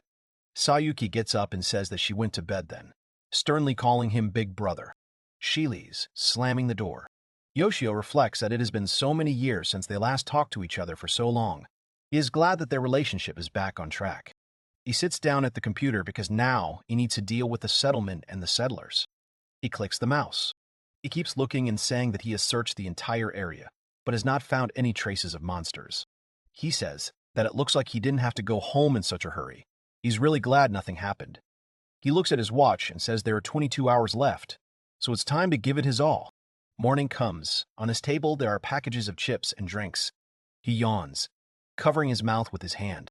He says that when he was unemployed, he could easily stay up all night and feel fine, but after a hard day at work, it's quite tough. It seems that they did not appear to attack at night either. He thinks he can take a nap. He changes his mind. If he goes to sleep and something happens in the game, all the efforts he has put in so far will be in vain. He gets up and says he's sure there was a can of coffee in the fridge, and he'll take a short break. He walks into the kitchen and says good morning. The father sits reading the newspaper. The mother says that he got up so early, although yesterday he returned home late. He replies that he did say that he has an important matter at the end of the month. He needs to talk online with the settlers, so he has to prepare for it. His father asks him if he works hard. He takes a can of coffee from the refrigerator and awkwardly tells his father that he works hard. He comes back into the room and says that nothing has changed. Of course, it would be good if nothing happened. But if that is the case, he starts to think about the game. He says, first of all, isn't it a bit much to be on guard all day? He wonders what the settlers are up to. Rodis approaches Hero Gimes and says that it is time for a change. He agrees and says that he is counting on him. Hero Gimes and Rodis are on guard, taking turns to rest. Yoshio is curious about how the girls are doing. He clicks on the kitchen. Little Carol asks when tomorrow is. Leela wonders if they are overdoing it. Fawn Game's sister sits in front of the altar and prays that they can meet the morning sun together tomorrow. He asks God to support them. Yoshio sees that everyone is so nervous, he won't speak for others, but he kind of wants the monsters to come. But at the same time, he wants the day to end peacefully. Time passes. Yoshio slowly falls asleep. He wakes up in a panic, hits himself in the face and tells himself not to sleep. Thinks he can make himself some more coffee. Suddenly, he hears some sound and clicks on the forest. Because there were some sounds just now. Hero Games notices something and immediately prepares. An alarm begins to sound. Yoshio shouts that the temptation of the evil gods has begun. Hero Games takes one spear and looks through a hole in the fence. Sees several monsters approaching them. Yoshio thinks, so these guys are coming first, and 5 of them at once. He remembers how the Hero Games were injured earlier and thinks that perhaps some of them have poisonous fangs. But it seems to him that they will not be able to penetrate so easily. Maybe they will just give up and retreat. They go further away and then run back to the fence. Yoshio realizes that they have decided to run away and jump over the fence. As soon as one of the wolves jumps over the fence, Hero Games pierces the monster's body with a spear. Blood flows, the monster falls. Yoshio happily says that this is how it should be held, one less. However, the monsters do not leave. Yoshio realizes that they are all going to jump at once. Everyone speeds up. Hero Games prepares their spears. All 4 wolves jump over the fence. Hero Games takes aim and kills 2 at once. Yoshio yells worriedly at Hero Games to watch out. 2 of them broke through. Hero Games swings his sword. He hits the monster. The last monster remains, which avoids the Hero of Games. He takes out the second sword. They stand opposite each other. When the monster attacks, Hero Games suddenly lies down on the ground and kicks the monster with his foot, so he hits from below and hits the monster, that it flies far away. Yoshio shouts that he is as great as always. He knew he was strong, but he didn't expect him to be this strong. Little Carol and Sham come out. Little Carol says that Big Brother Hero Games is so cool, and Sham, Games' little sister, says that she expected nothing less from her own big brother. Hero Games starts to swear at what they are doing here, because other monsters might appear, so let them not come so close. Rodis on the tower says that he doesn't see any monsters. It looks like everything will be fine now. Leela yells at her husband not to lean forward so much and not to jump to conclusions. Hero Games sighs heavily. In the end, everyone decided to stick their heads out.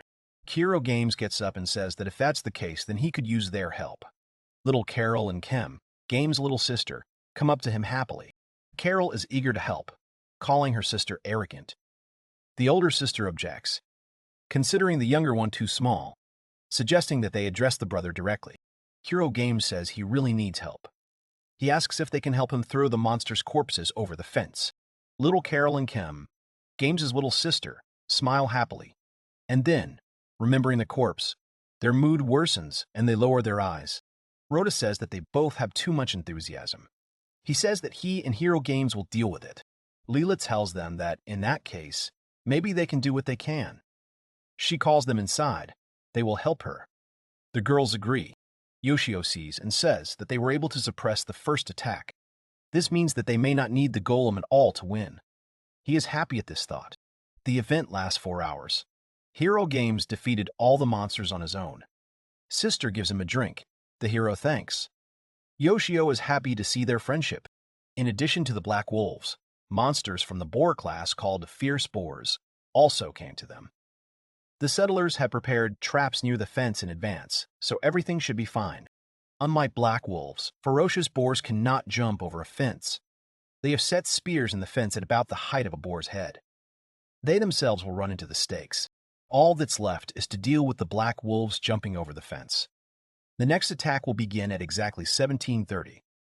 Perhaps the time limit is 30 minutes, or enemies appear every hour. In the second option, the number of enemies increases. Hero Games will still be able to withstand the blows of enemies for some time, but eventually he may run out of steam. If they can survive this temptation of the evil gods, the first thing they will need to do is increase the number of warriors. Rodis hammers something into the fence. Leela gives a plate of food to little Carol and tells her to take it to Hero Games to eat, and she obeys. Yoshio stands up, sighs, and says that he should also go get some food. He goes to the kitchen, picks up the prepared food, and his mother asks if he wants to have lunch with them. Yoshio replies that he can't leave the computer for long, so he'll end up eating at home. His mother says that today she will cook his favorite karaage. She asks if he really doesn't want it. He apologizes and says that he needs to be at the computer. He leaves with pity, thinking about the delicious karaage, comes into the room and says that when Mom cooks them, we need to seize the moment and run to the kitchen for them. He sees Rodis on the tower start screaming that monsters are coming towards them. There are 4 black wolves and 3 ferocious boars. Yoshio says that this is the first time he has seen monsters from different classes team up. Hero Games thanks Rodis and tells everyone to take cover. Rodis leaves the battle, entrusting the defense to the hero. The hero prepares to attack with a spear, trying to destroy the enemies. The boar crashes into the gate. The wolves climb over the fence. Hero Games kills 2 of them at once and kills the remaining 2 with swords. However, the fence breaks down here because 3 boars were aiming at the same place, which terrifies Hero Games. Yoshio shouts that they broke through the fence. He thinks if he should summon the stone golem now. There are only 5 hours left until the end. What should he do? Hero Games gets up. The boars attack. He sticks his spear into the ground. He jumps over them with the help of a support. He immediately kills 1 boar, leaving the last one, which immediately runs towards him. Hero Games stabs him with a spear. The latter also dies. Yoshio shouts that this is great. Hero Games knocked them both down. He, as a guy, sincerely admires his coolness. He says that little Carol and Kem, Games' little sister, will definitely like it. Hero Games looks around and says that they should quickly patch up the hole in the fence. Rodis comes out and offers to fix everything faster. Leela tells Hero Games to rest faster. If something happens to him, they will all die here. Leela tells little Carol to hug him and not let him move. The little girl happily agrees to this assistance. Little Carol hugs and offers to rest. Rodis asks Kim, Game's sister, to bring ropes and nails. She obeys and says that she will do everything. Rodis asks Lael to help him. She also obeys and asks what she should do. Isio understands that Rodis can be relied upon. Night falls again.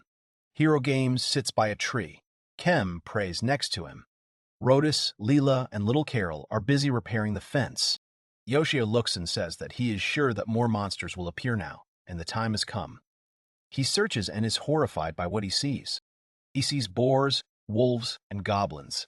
He counts and understands that there are about 20 of them. Hero Games immediately gets up and shouts for everyone to run for cover. He feels that there are about 20 monsters there. Everyone runs into the cave. The computer signals that the final wave of temptation of the evil gods is beginning. Yoshio is happy that this is the final wave and says that he will root for them. In the game, monsters attack. Among them are wolves, goblins, and boars. One of the monsters seemed familiar to Yoshio. He assumed that it was the monster that attacked the carriage at the beginning of the game. Yoshio read that his name was Little Green Goblin. Yoshio thought about it because the goblin really did look like him. The goblin swung his club. He began to hit the wall with all his might. Yoshio saw that the monster was breaking spears in the wall. Yoshio thought that in addition to the human form, he also had intelligence. Games appears in the game. He sees someone hitting the wall from the other side. The wall gives way and breaks. Monsters break through, attacking the cave. Hero Games looks at the monsters in rage, preparing to fight. At that moment, a wild boar crashes into him and throws him into the air. Hero Games screams in pain. The settlers look at Games through the gate. Seeing that her brother was wounded by Cham, Games' little sister screamed his name in horror. Hero Games lay on the ground, surrounded by monsters. Chen tried to run out of the gate, but Rodis held her. He shouted at her that she couldn't go in there and asked her to calm down. Kem, the sister of Games, cried out to Hero Games in tears not to give up. Leela consoles the crying, Chen assuring her that she can't help her brother. Little Carol stands nearby, frightened. Yoshio hurries and launches the golem. The computer screen suddenly lit up so much that Yoshio had to turn away from the bright light. When everything calmed down, he opened his eyes and saw the location of the cave. The screen changed to a special mode designed to control the golem. Yoshio believed that he had summoned it to the shelter itself. Ezio tried to find the exit on the control panel. It was on the button on the left side of the panel. If was glad that the golem began to move towards the exit of the cave. Yoshio realized that the golem was holding a sword in its right hand. The golem approached the gate where the settlers were. They turned around when they saw him. The golem told them to wait a little longer. He said that he would save Games now. Chen and Rodis looked at the passing golem in amazement. Chen called him the god of fate. Hero Games fights on the other side of the wall. He said he won't let the monsters pass, even if it costs him his life. A goblin attacks Hero Games from behind. He tries to fight off the monster with the hilt of his sword. A second goblin attacks Hero Games with an axe. He closes his eyes, dodging the blow.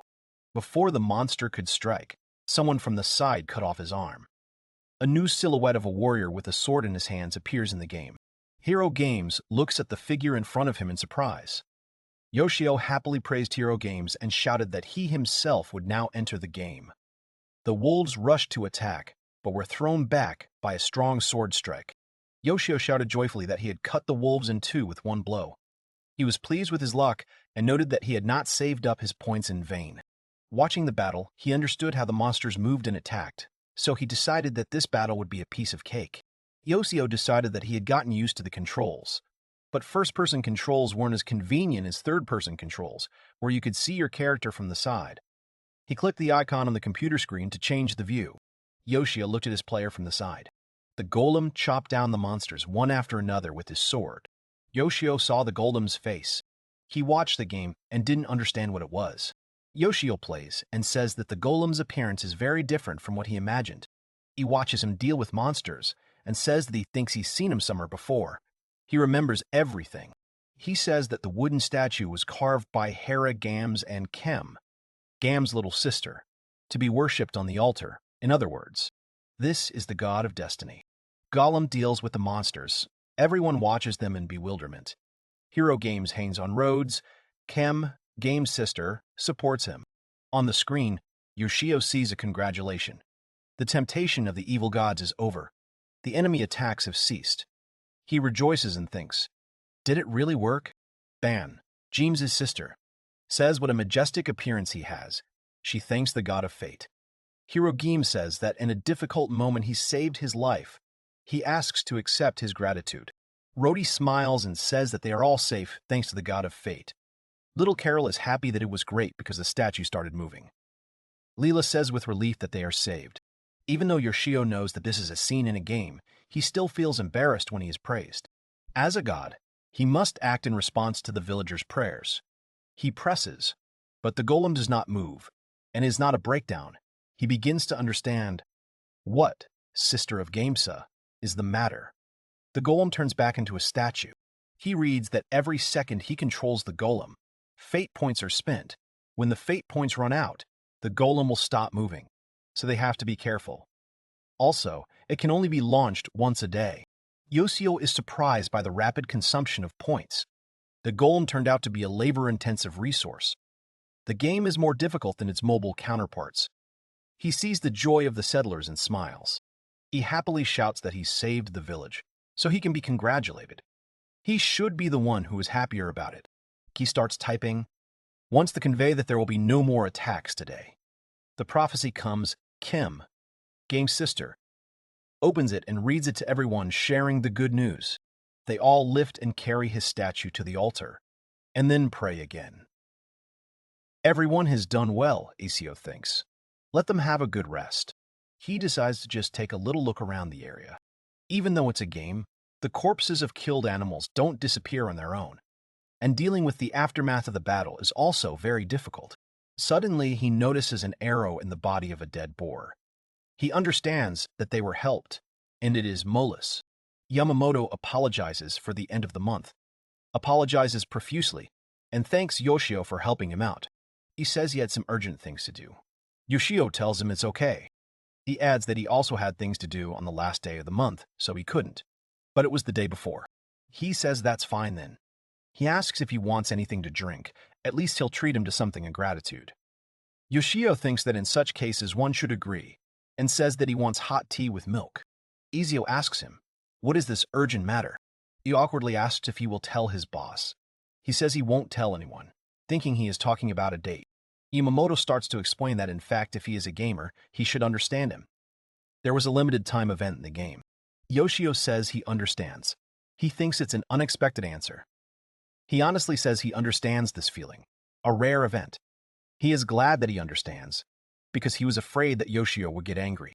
He asks if he remembers that he already told him that he was addicted to the game. And then at the end of the month, there was an unexpected event. The day before it was necessary to prepare a lot of things. Yoshio wonders if he is talking about the god of fate. He asks if this game is a city builder or a role-playing game. He says no, and he doesn't play that kind of game. It doesn't excite him. That's why he plays games where you have to kill each other. Yoshio thinks that from what he told him, he has nothing to do with the village of fate. They're just trying to protect their village, and if the villagers have to kill anything, it's only monsters. Yoshio says he tried playing it many times, but he didn't really like it. Yamamoto sadly says that he understands, and if he liked it, he would recommend it, but since he doesn't, it's useless. Ezio thinks it's great that they can actually discuss games during the break. It makes him happy. At home, Yoshio sits at the computer and says that the processing of the monster bodies is complete, and the fence repair is in full swing. He decides to look at today's conversation log. Hero Games is dragging a spare part. Rhoda says he needs to rest. He explains that no matter how much Chem Game's sister healed him with magic, he was still badly wounded. Hero Games replies that it is not time yet, because physical work is his duty. Everything will be fine. Chem Game's sister also turns to him and asks him not to do anything by force. He answers her that he knows, so let her not worry. Little Carol comes up and tells him that if he gets tired, he should tell her and she will give him a massage. Just like when she did it to her father, he was very happy. Little Carol asks her sister not to distract her, because she is talking to her brother. The girl is convinced that her brother is more interested in talking to her. The hero, Games A's, turns to his brother, checking the truthfulness of the statement. Than, Games' sister, suddenly stands up and asks Hero Games because it's not like that. Then Leela comes out and tells the girls to stop bothering Hero Games and to help her instead. Yoshio thinks that these settlers are real hard workers. By using the golem, he spent all his fate points, of course. He compensated for some of them through the gratitude of the villagers to God. This time, the settlers got a lot of monster meat. Most likely, it will be given as an offering. For this, he can also count on a small increase in points. He gets up and thinks maybe he should cook some meat for dinner. He decides to do that while nothing else is happening in the game. He's in the kitchen frying some meat. Sayuki comes in and says she's home. Yoshio wonders if she worked overtime again today. He asks her if she's going to eat, and she says it smells so good. She sits down at the table and says that she will eat, calling him Big Brother. Yoshio tries and asks her to wait a little. Time passes, he puts meat on the table, and she enthusiastically shouts that it looks very tasty. She thanks him and says she'll kiss him for it. He asks in shock what's wrong with her. He covers his nose because he smells alcohol. He thought something was wrong. She was drunk. Sayuki laughs cutely and playfully at his reaction. They sit down and wish each other bon appetit. Sayuki says that meat is the best food for a tired body. He asks her that she is late again today. Is she feeling okay? She says that everything is fine. She likes her job. She can afford it. There is silence. Sayuki looks away and hesitates, but wants to say something. Yoshio says that if something happens, he will listen. He is not the most reliable brother, but sometimes you just need to complain to feel better. Sayuki says that lately someone has been watching her, or rather she feels like she is being watched. She says that the other day she was in a nearby store. She feels that someone is following her. She turns away, but there is no one. She thinks that she imagined it. But then she saw the man and wondered if it was that guy. Yoshio realizes she's talking about a stalker. He says that this has happened in the past. Recently she comes home late and it worries him. His sister asks if he is really worried about her. He says that of course he's worried. He's her brother after all, even despite all this. Sayuki says that he doesn't need to be told twice, she knows. She shyly looks away and says that she was no gift either. She thought he hated her. Yoshio says that in his opinion, she has every right to hate him. He is ashamed even to talk about it. Sayuki says that he is becoming his old self. Only he looks a little better. After these words, she starts blushing and feeling shy. Yoshio says she said something nice. He says that when she comes home late, she should tell him and he will pick her up. She hands over the phone and says that her mother gave it to him. She asks him if she can ask him when she has problems. He says she can, but when he's cleaning late at night, it probably won't work. They keep in touch. His sister asks him not to be as reckless as before. Isio awkwardly agrees. Sayuki tries to look calm, but Yoshio is sure that she is terrified. He thinks that this time he should do something. The boss says they got the job done faster today than he expected. Sister games. He agrees. Yoshio turns to the boss and says that he needs to go to the store for groceries, so he will get off here. The boss takes this into account. They say goodbye to him. Isio is left alone on the street among marginalized people. He goes into a supermarket. He thinks that he feels uneasy when he thinks that Sayuki's stalker might be around somewhere.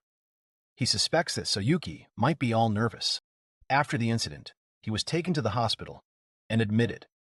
Luckily, it was not life-threatening, but he remembers Sayuki crying the entire time. The attacker was sent to a juvenile detention center for assault. He sent several letters of apology to him and Sayuki, but in none of them did he feel emotion from the text. They were formulaic. Isio lost touch with life outside the orphanage and made no effort to reconnect. He is troubled by memories. After buying groceries, he returns home and notices a stranger at the door. There is a girl on crutches trying to pick up keys from the ground. Her leg is broken. Yoshio calls her Saika. He says he'll pick it up. She awkwardly thanks him and then recognizes Yoshio, who smiles and tells her they haven't seen each other in a long time. Saika is his childhood friend.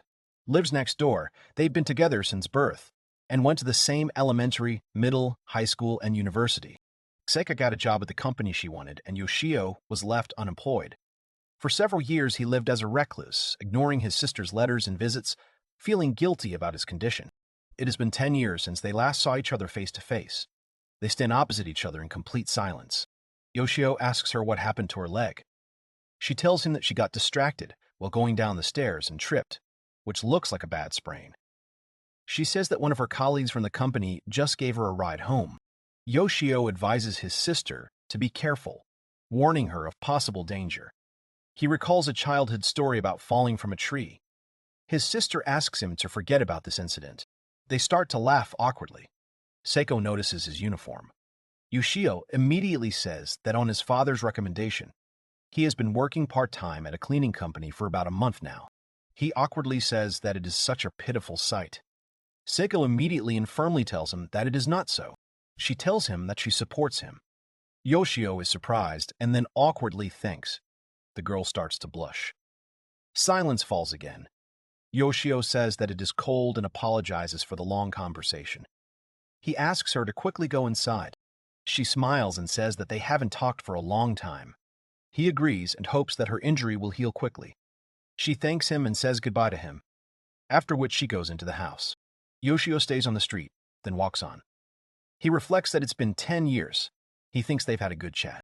He smiles at the thought that Seika hasn't changed at all. He jumps up and down happily and starts walking playfully. However, he stops, saying that he doesn't think that's true. She talked to him, but still, Seika has been with the company for 10 years. She has had both good and bad times in her life. She is a wonderful adult woman. He just started working and has a different life experience. He believes that this gap will never be filled. Suddenly, Seika comes out from behind and calls him. He excitedly asks what is going on.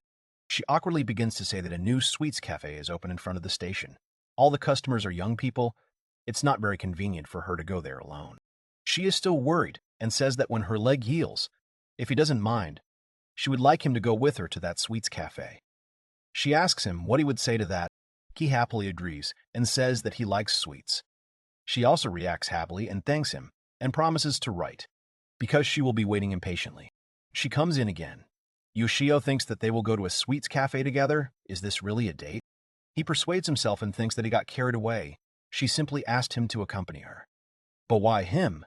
Maybe because she met him by chance. He keeps thinking. There is still the question of Sayuki's stalker. That's what, little sister of Gamsa, you need to think about, and not be in the clouds. He tells his family that he is home. Mother says that he came back early, but the food is already ready. She says, what is this smile of his? It really scares her.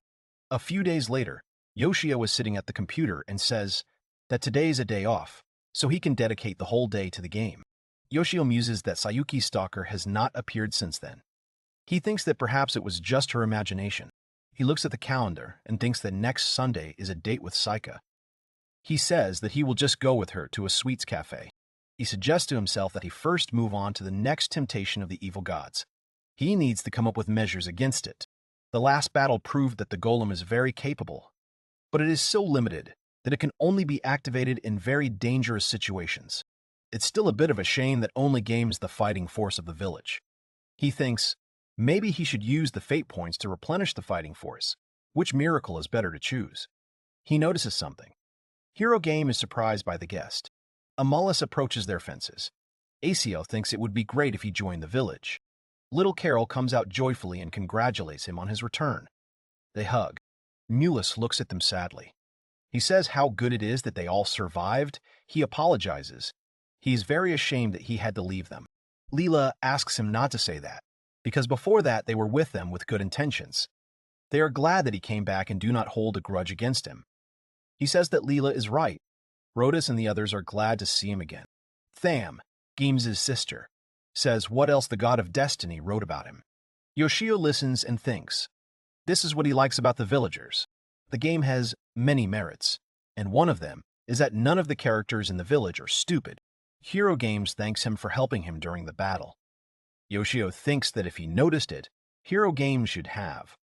He's talking about a certain arrow in a boar. Molius says no, it's just a drop in the ocean. He asks for forgiveness, then kneels down and says he knows he has no right to ask them for this, but he needs their help. Than, sister of Games, asks him to raise his head. Let him remember how he helped them. He saved her brother from death. She asks to tell them Than, sister of Games, they can help them. The sister clarifies what her brother has said. He confirms the dead and invites Moose to share information. He apologizes again and touches his head. Suddenly, his ears become like elven ones, and he says that he is not a healer who came here by chance. He is a member of a clan, living in the Forbidden Forest. Muse's job is to keep an eye on the aliens. The heroes are puzzled by his appearance. Yoshio recalls the stereotypes about the appearance of elves. The expression on his sister's face changes. She says that this means that Mulus knew how great the danger of tempting the evil gods was. Yoshio realizes that the tone of Games' sister is unusually harsh. The sister understands the concern for her wounded brother. Hero Games stops her impulse. Mulus apologizes, knowing the situation. The raids have become more frequent. The monster's behavior is strange. Hero Games says he felt this in the last 2 raids too. The temptation of the evil gods may have made the monsters more ferocious, but it never made them work together to attack them. Rhoda says he has traded in many places, but has never heard of anyone raiding villages. Hirogim says that is not the question. He turns to Mulus and asks what his request is. He says that his settlement was destroyed during the temptation of evil gods. The news shocks everyone. For Yoshio, it's a shock. The clan has lived in the forest for generations, has defense tactics, but was wiped out entirely. Mulus says that this brings them to what they were talking about earlier. Sister Gaimsa. Never before has there been such a large-scale attack and also a variety of monsters attacked together. Moreover, it was as if someone was controlling them. As one villager who was still breathing said, Hero Games offers to bring survivors. Answer, the village is destroyed. There are fewer dead than residents. The bodies of about 10 children have disappeared. Mula says with resignation that perhaps they were taken to the monster's lair. Little Carol looks at him with fear. Mulis's home village was destroyed. He can't even imagine how painful and hard it was for Mulis to walk alone through the ashes, looking for survivors. Mulis falls silent. Chom, the sister of Games, wants to somehow support, but then Hero Games says that if there's even a slight chance that they remained alive, he does not even want to waste time thinking. Mulis receives orders to move forward, then carries weapons. Rhodas collects supplies. Leela takes water. Carol is happy to help. The settlers are inspired and support each other. All the heroes decided to help. Asio supports them, but does not interfere with words. The prophecy is limited to 1 time per day. It must be saved for a critical situation.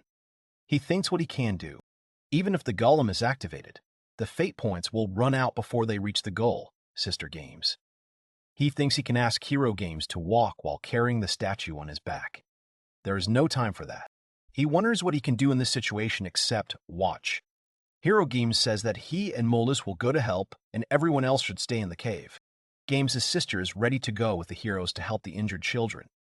The hero is worried about her safety. The girl understands the risks, but is determined to go. Hero Games believes in the support of the deity. Yoshio thinks about passing on the prophecy. The brother cares about his sister's safety, but does not forbid her to go. The girl laughs, understanding his thoughts. Little Carol comes up to him. He sits down and listens to her. She gives him something and asks him to think of it as Little Carol and to use it as a talisman. She says it's small, so it won't get in the way. That's what her mother told her. He promises to treasure it.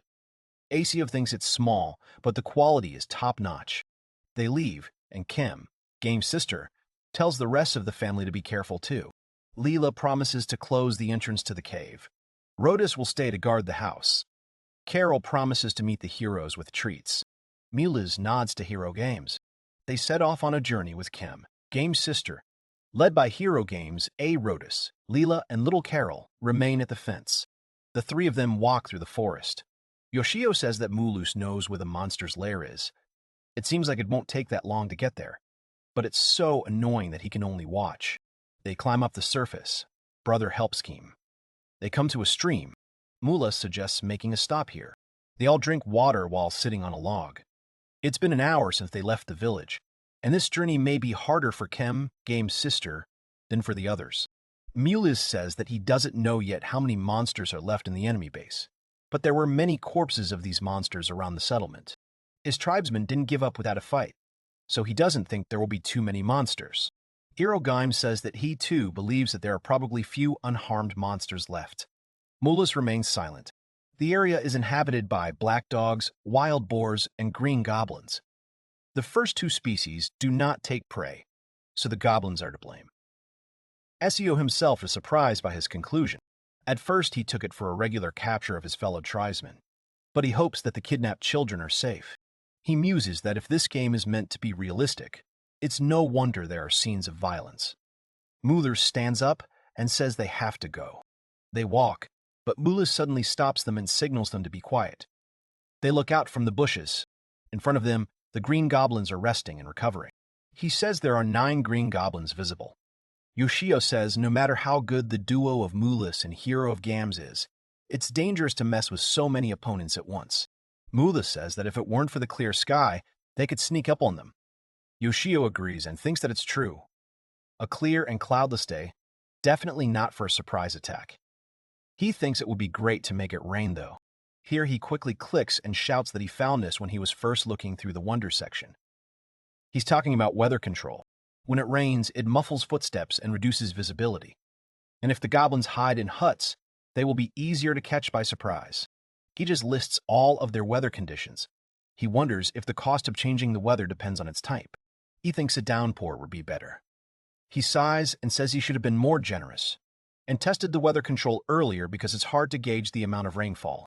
He clicks on a rainstorm and waits. He wonders if the player can specify the weather control area.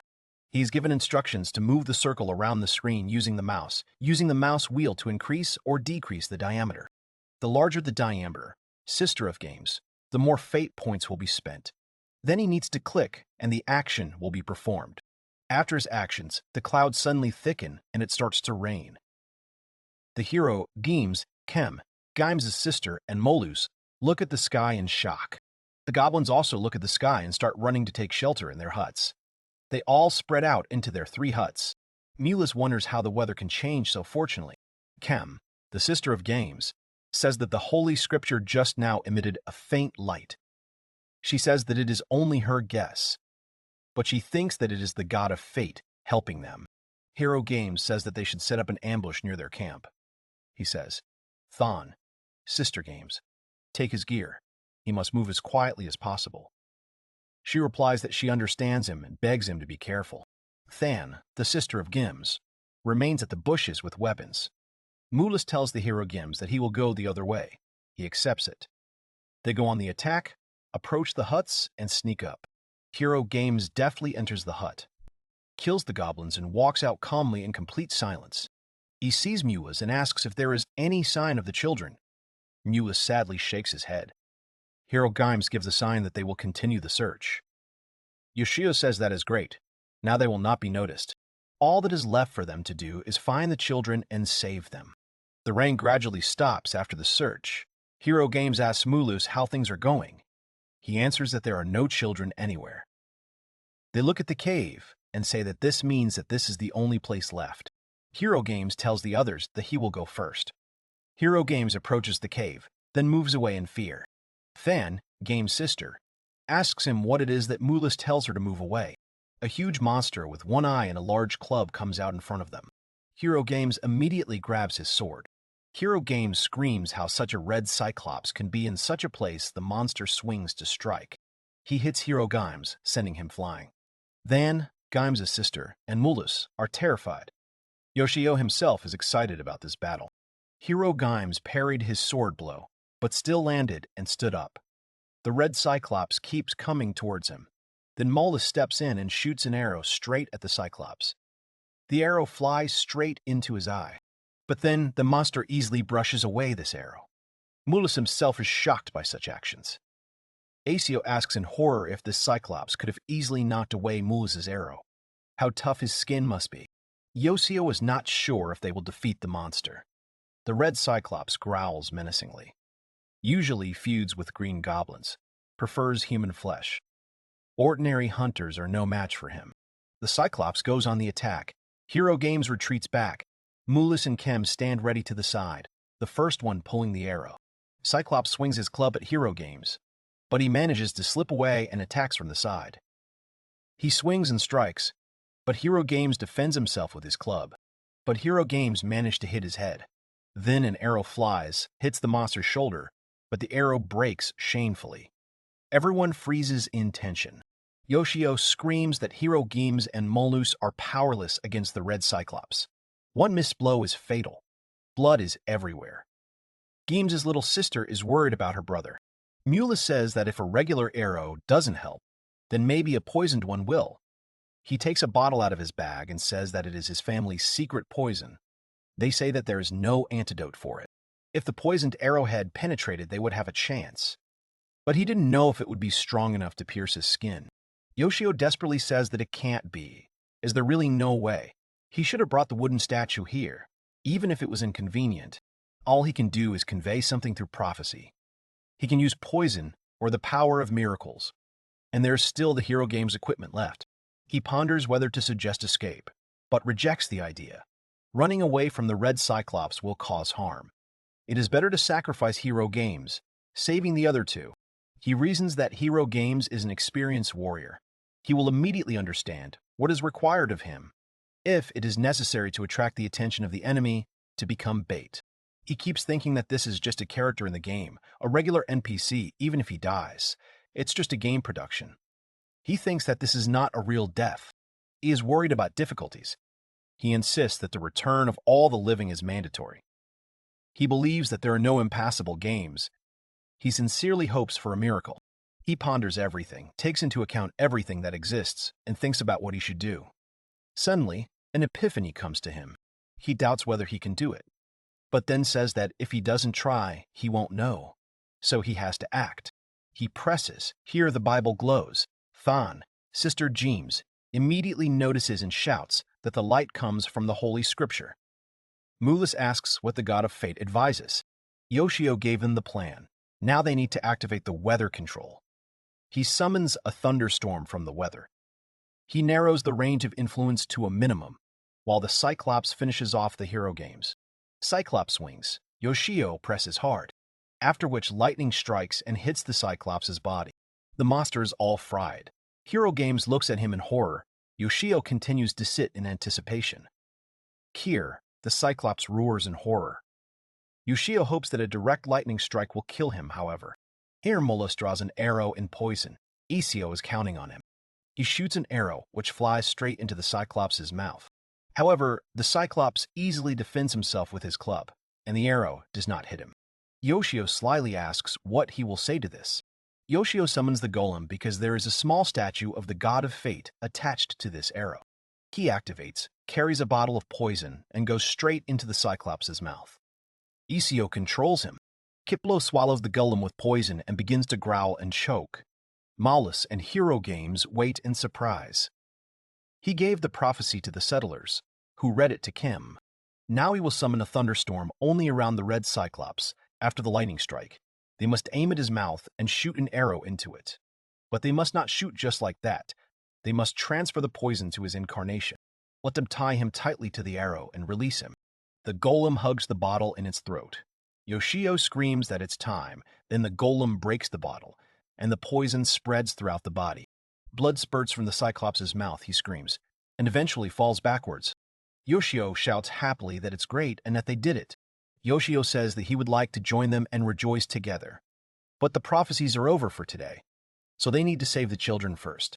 They stand at the monster's lair. Hero Game says that he will first look around, because there may still be enemies inside. Mulus agrees. Hero Games enters the dark lair. Mulus waits anxiously. Yoshio waits with them. Hero Games comes out in horror. Heman, James' sister, greets him joyfully, and Mulus continues to stand on edge. Silence falls. Hero Games asks Mulus to go inside and confirm that everything is there. And Kem, Games' sister, he orders to stay here. Then, sister of Game resists and says that she is ready to go. Perhaps one of them is still alive. Hero Games refuses. He says that she will go. This is his decision as an elder. He does not want her to see it. Then, Games' sister remains at the lair. After a while, Hero Games and Molus come out.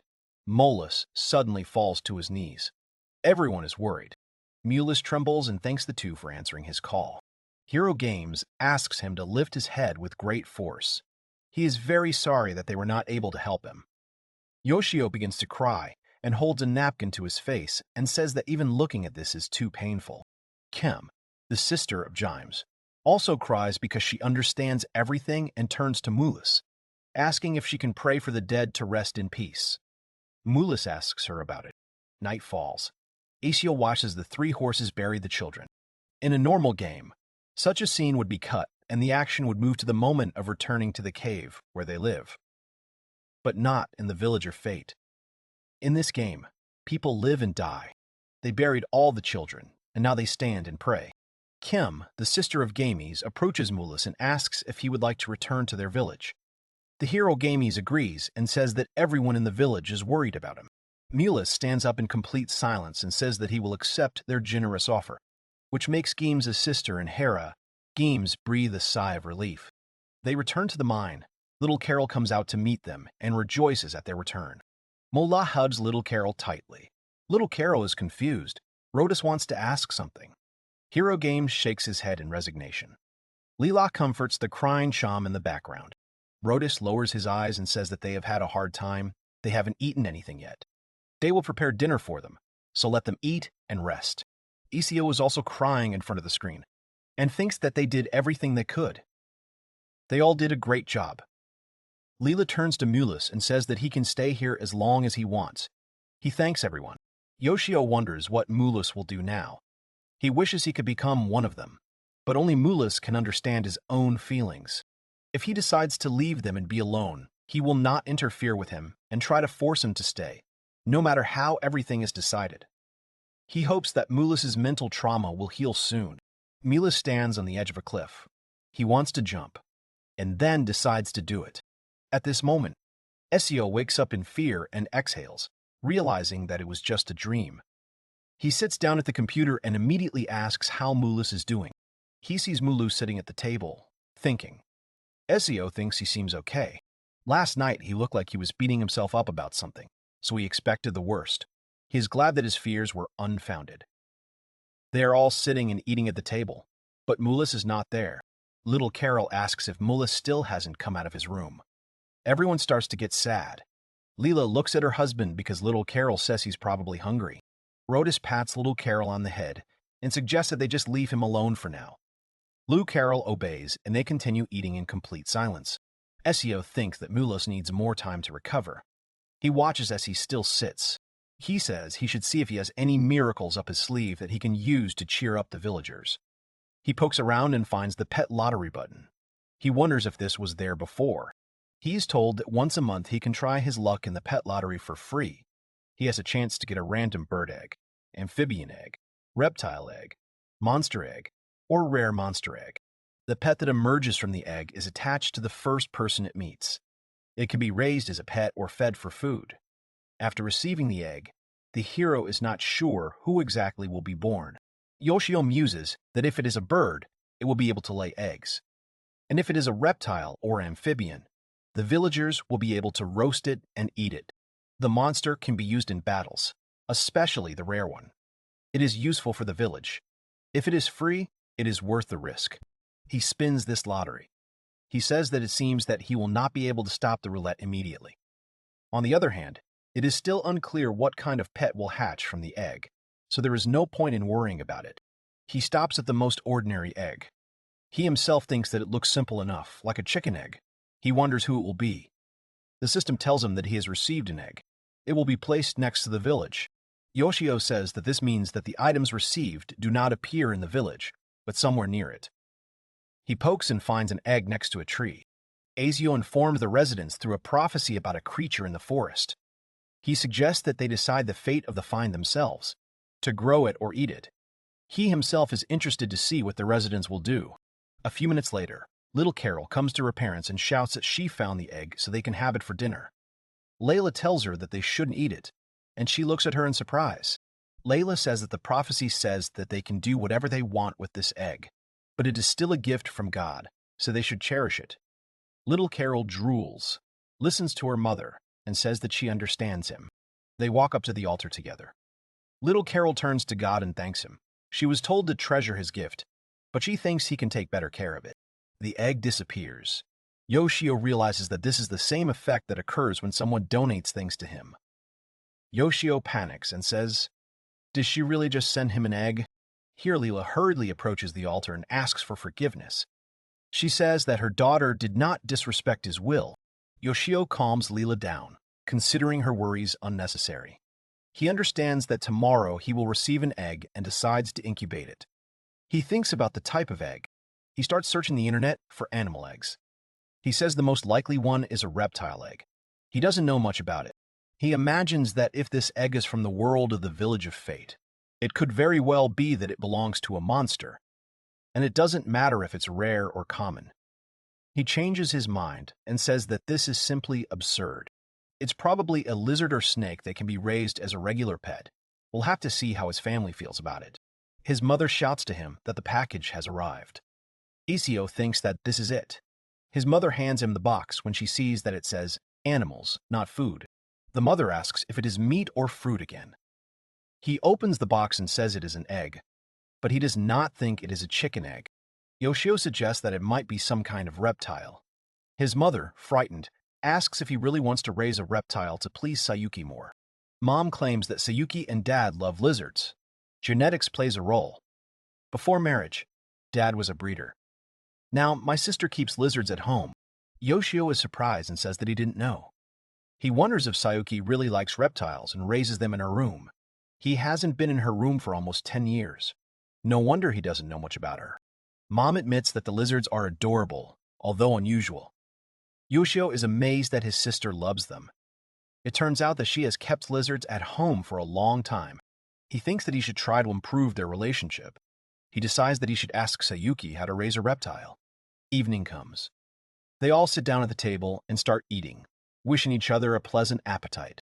Yoshio tells Sayuki that he wanted to ask her, but since Father is here, he will ask them both. Father asks what exactly. Let him ask and not be shy. Yoshio reminds his parents about the gifts they got for helping the village.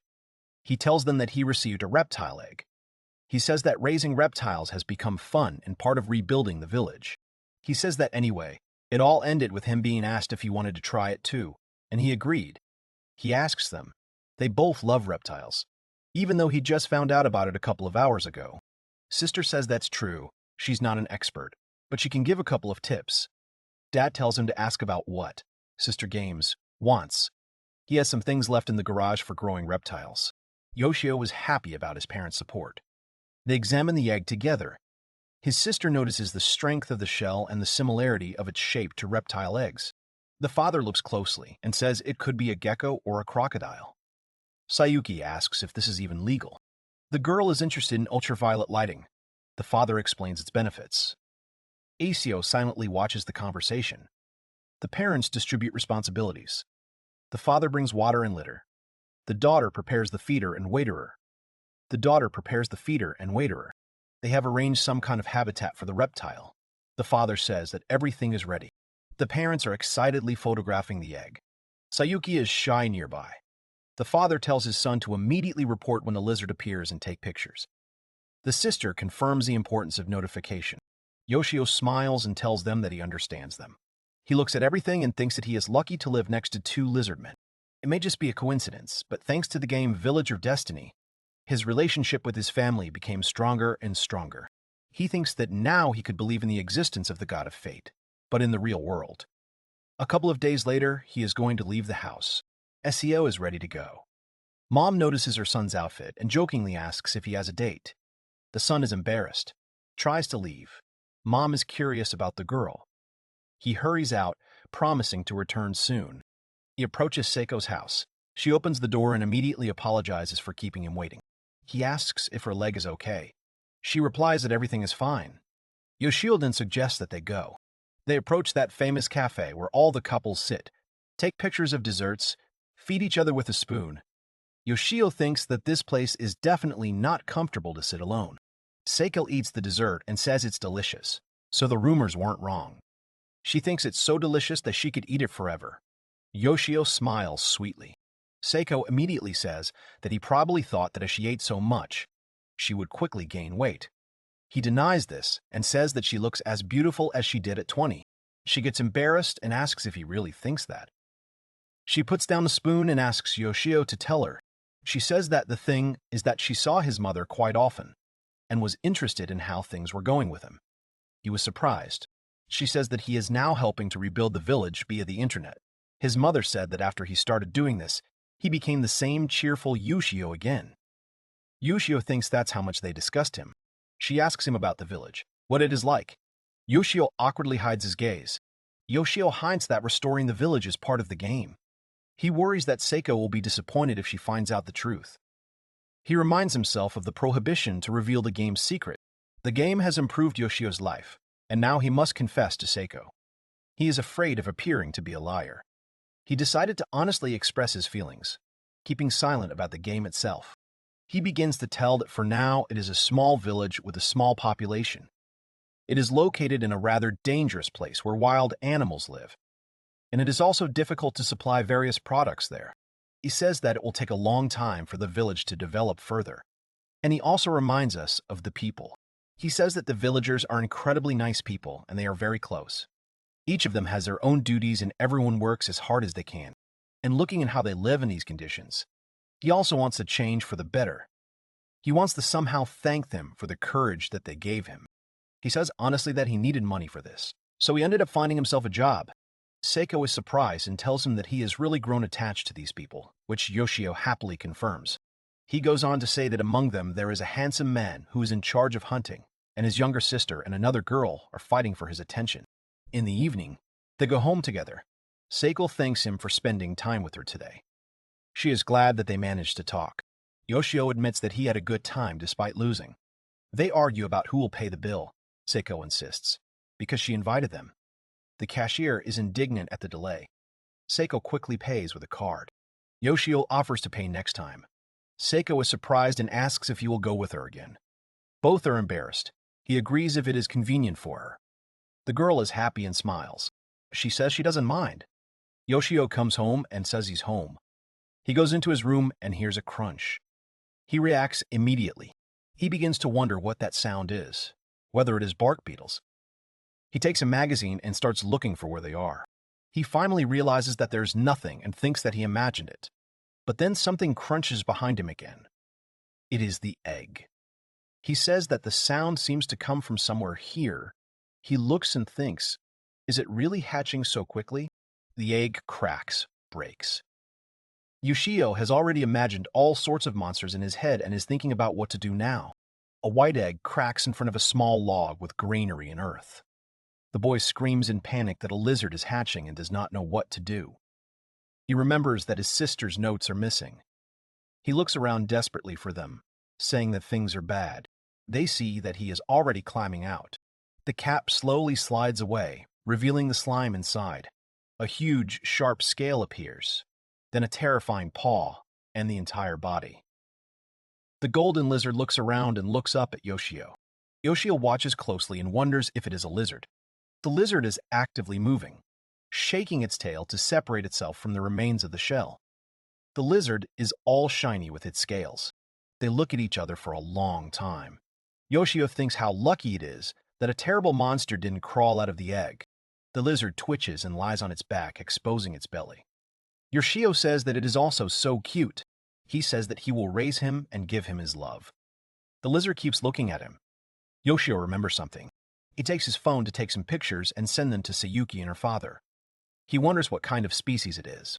He looks and says that there are several similar ones here. But he does not see that any of them have such gilding. Maybe it is because she was just born. Yoshio says that he was told that such a cage should be suitable, so let him rest. He is touched by the lizard and says what a lovely creature it is. The mother calls Isio and says that dinner is ready. Isio pulls himself up and says, "Is it really that late?" He leaves, the lizard watching him. He comes into the kitchen. His sister asks if he even looks at his phone. She actually sent him a message. He doesn't understand why she is so sad today. He sent them a photo of a lizard and asked them to help identify its species. He apologizes and says he didn't check his phone. She's indignant and says she can't believe it. He himself sent her a photo of the lizard. She wrote to him that she wanted to look at it as soon as she got home. Isio gets up, obeys and says that he will bring it right away. Mother says that the food is getting cold. He walks into the room and sees a lizard on the floor. He asks what it is doing. The lizard looks at him. He picks her up and asks how she escaped from the cage. He holds it out to Sayuki and tells her to look. She is surprised and says that it is the same lizard. The mother scolds and tells them both to sit down at the table already. Here the father also gets up to look, but the mother shouts that they are making the father wait. As soon as the father hears, he sits down. Mother invites them to play with her after dinner, so let them sit at the table. They obey her. After dinner, the father and children in the room look and are amazed. They say that it is really golden. At first, it seemed that it was because of the lighting. She takes a picture and says that in Japan, you can find Plestiodon fasciatus, a long-tailed bat, but they are not golden at all. She asks her dad what he thinks. The father is also enthusiastically taking pictures and says that the color is different, but let them just look at the size and sharp scales. He thinks that this is a small belt-tailed merganser. Perhaps it acquired this color due to a mutation. Sayuki turns to her brother and asks if they told him, Kim, Game's sister, to feed this miracle. He says they didn't, but he already gave her a fruit that is from the village. The father turns to him and says whether he asked the villagers what kind she is. He awkwardly says that he hasn't asked yet. They are from Hokkaido. But he has already told them about their ideas for restoring the village. Both answer in chorus that he has. Yoshio suspects that the purpose of the experiment is to create new types of food through selection. The strange fruits and the unusual children are related. Therefore, he wants to save samples of the fruits and lizards. He asks the family to keep the photos a secret. He says that she seems to like the fruit, but they asked him to monitor what she eats over time. It seems they want to understand if this lizard can be kept as a pet. Finally, they part ways. He sits down at the computer. No one from the family had ever come into his room without a reason, even with the doors wide open, until today. Now that things have changed, he is absolutely sure that they will look in on him more often to keep an eye on the beast.